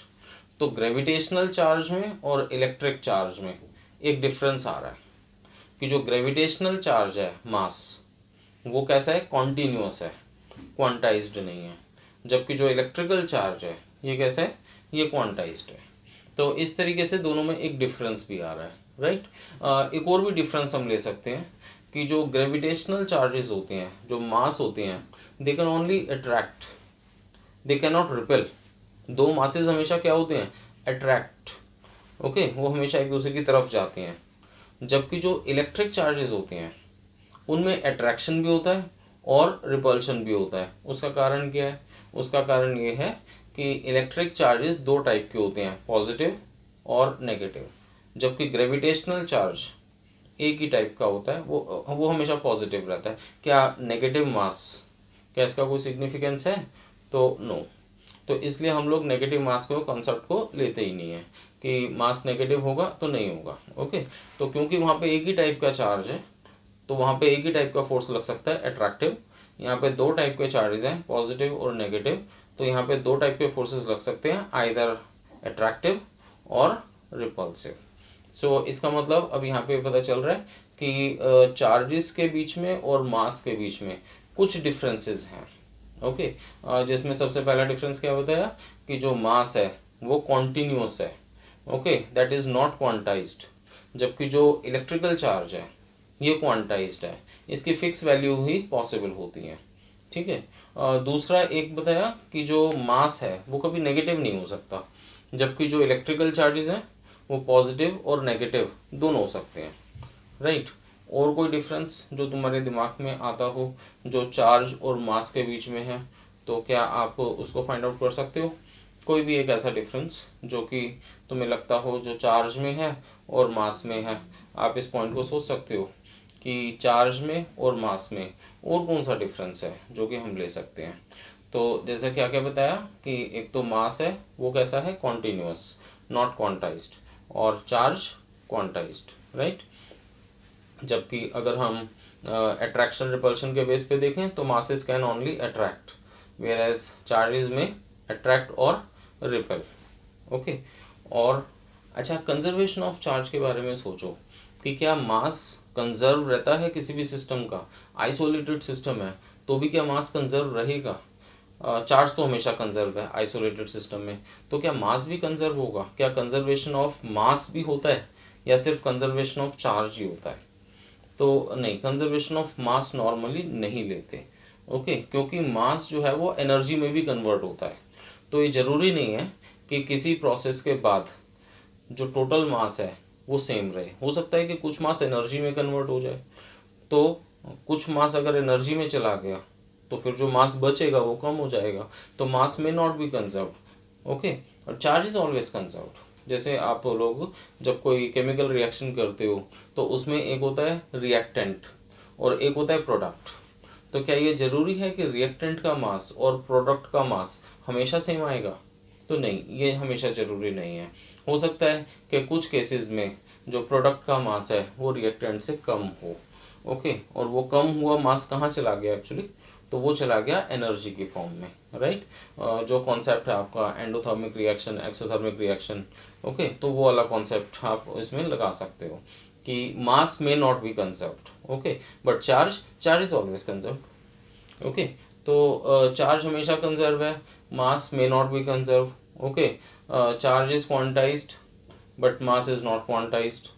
चार्जेस में अट्रैक्ट और repel but mass always attract. और एक और जो डिफरेंस था चार्ज में और मास में वो आइंस्टीन्स थ्योरी ऑफ रिलेटिविटी से आता है एक्चुअली। ओके, एक थ्योरी थी जो कि दी गई थी आइंस्टीन ने, ओके, और वो था थ्योरी ऑफ रिलेटिविटी, जिसमें उसने ये प्रूव किया था कि जितनी भी चीज़ें हैं, जितनी भी क्वांटाइज्ड हैं, जितनी भी क्वांटिटीज़ हैं, वो सारी क्वांटिटीज़ जो हैं वो फ्रेम ऑफ रेफरेंस पे डिपेंड करती हैं। अब ये एक डिटेल टॉपिक है एक्चुअली, तो जस्ट मैं इतना बताना चाह रहा हूँ कि जैसे अगर आपको थोड़ा सा याद है रिलेटिव वेलोसिटी के बारे में कि हम एक ही बॉडी को अगर अलग अलग जगह से देखते हैं तो उसकी वेलोसिटी हमें अलग अलग दिखती है। ओके, जैसे अगर मान लो कोई ट्रेन है, आप ट्रेन के अंदर ही बैठ के ट्रेन को देखो तो उसकी क्या हमें मोशन दिखता है? तो हमें उसका मोशन नहीं दिखता। जब हम कार के अंदर ही बैठ जाते हैं तो कार हमारे रिस्पेक्ट में रेस्ट पे आ जाती है, उसकी वेलोसिटी जीरो हो जाती है। जबकि अगर हम कार को बाहर से देख रहे हैं तो हमें लगता है कि कार चलते हुए जा रही है, तो वहां से हमें उसमें वेलोसिटी दिख रही है, जबकि अंदर बैठ के हमारे को वेलोसिटी नहीं दिख रही। तो हम बोलते हैं कि वेलोसिटी क्या है, एक रिलेटिव टर्म है। ओके, तो इसी तरीके से आइंस्टीन ने प्रूव किया था कि जितनी भी क्वांटिटीज हैं वो मैक्सिमम क्वांटिटीज रिलेटिव हैं, तो उसने मास को भी रिलेटिव क्वांटिटी में रखा था कि जो मास होता है वो डिपेंड करता है अलग अलग फ्रेम ऑफ रेफरेंस पे।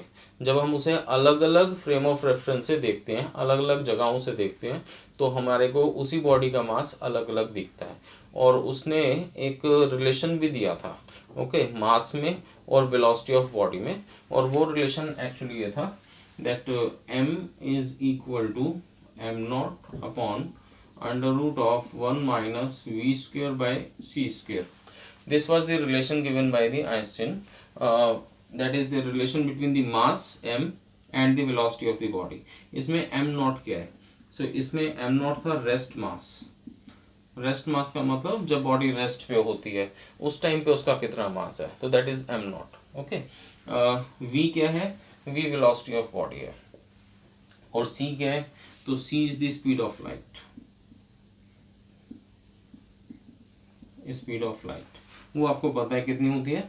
इट इज 3 into 10⁸ metre per second. This is the speed of the light, okay. तो यहाँ से आप ये देख सकते हो कि there is a relation between the mass and velocity of body, but he could not give any relation between charge and velocity. तो इसका मतलब जो मास है वो बॉडी का डिपेंड करता है वेलोसिटी पे, ओके। हाँ, वो बात दूसरी है कि हम लोग इसको कंसीडर नहीं करते। हम ये मानते हैं कि जब वेलोसिटी बहुत कम होती है, जैसे हम लोग चल रहे हैं तो हमारी वेलोसिटी तो ऑलरेडी बहुत कम है, तो जो v है अगर वो बहुत छोटा है और c तो बहुत बड़ा है, बिकॉज c की वैल्यू होती है 3 इंटू 10⁸, तो अगर v बहुत छोटा है c बहुत बड़ा है तो ये क्वांटिटी नेग्लिजिबल हो जाती है, तो हम इसे हटा देते हैं तो 1 बचता है।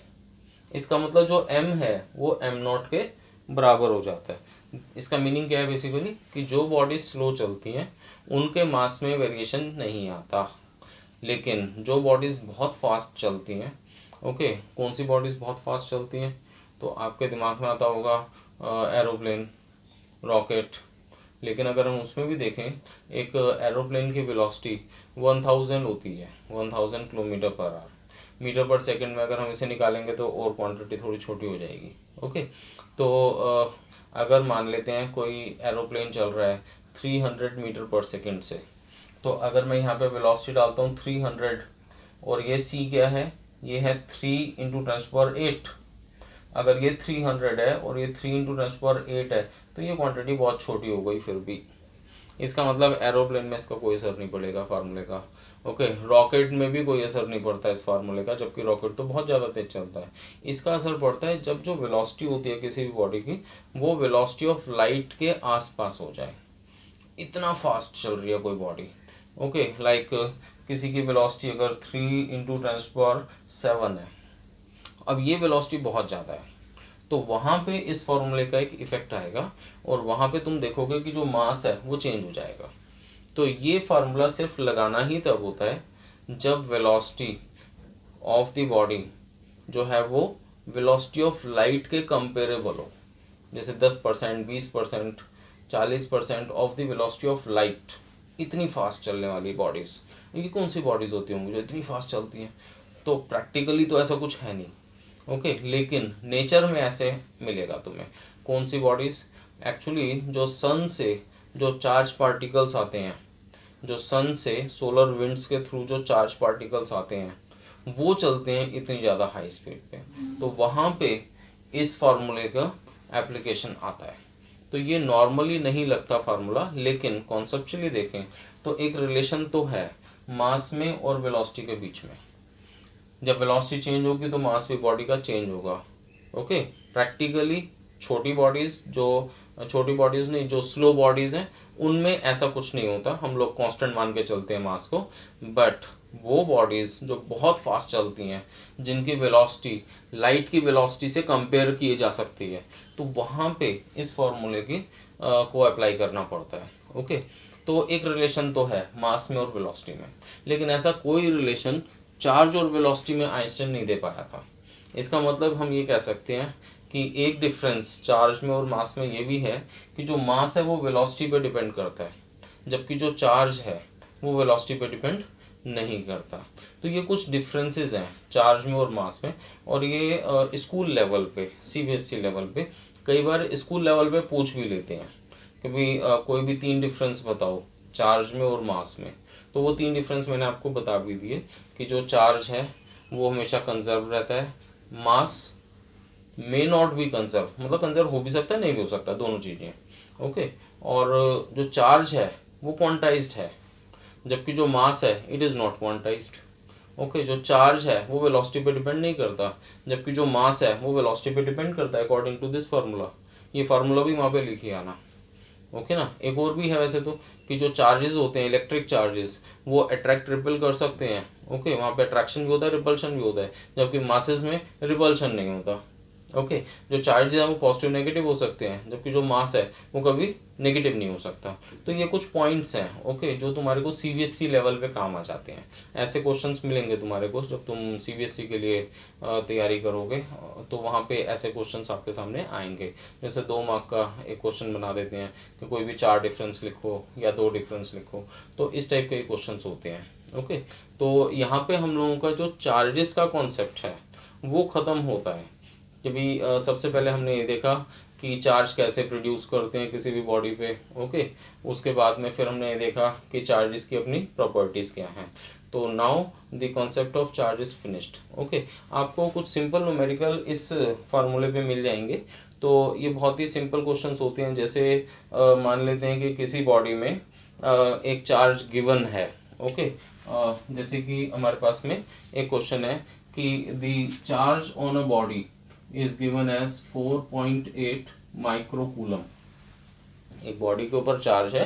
ओके, हम नॉर्मली चार्ज को किससे रिप्रेजेंट करते हैं, तो क्यू से, आइदर स्मॉल क्यू और कैपिटल क्यू, वो आपकी मर्जी है, कुछ भी ले सकते हैं।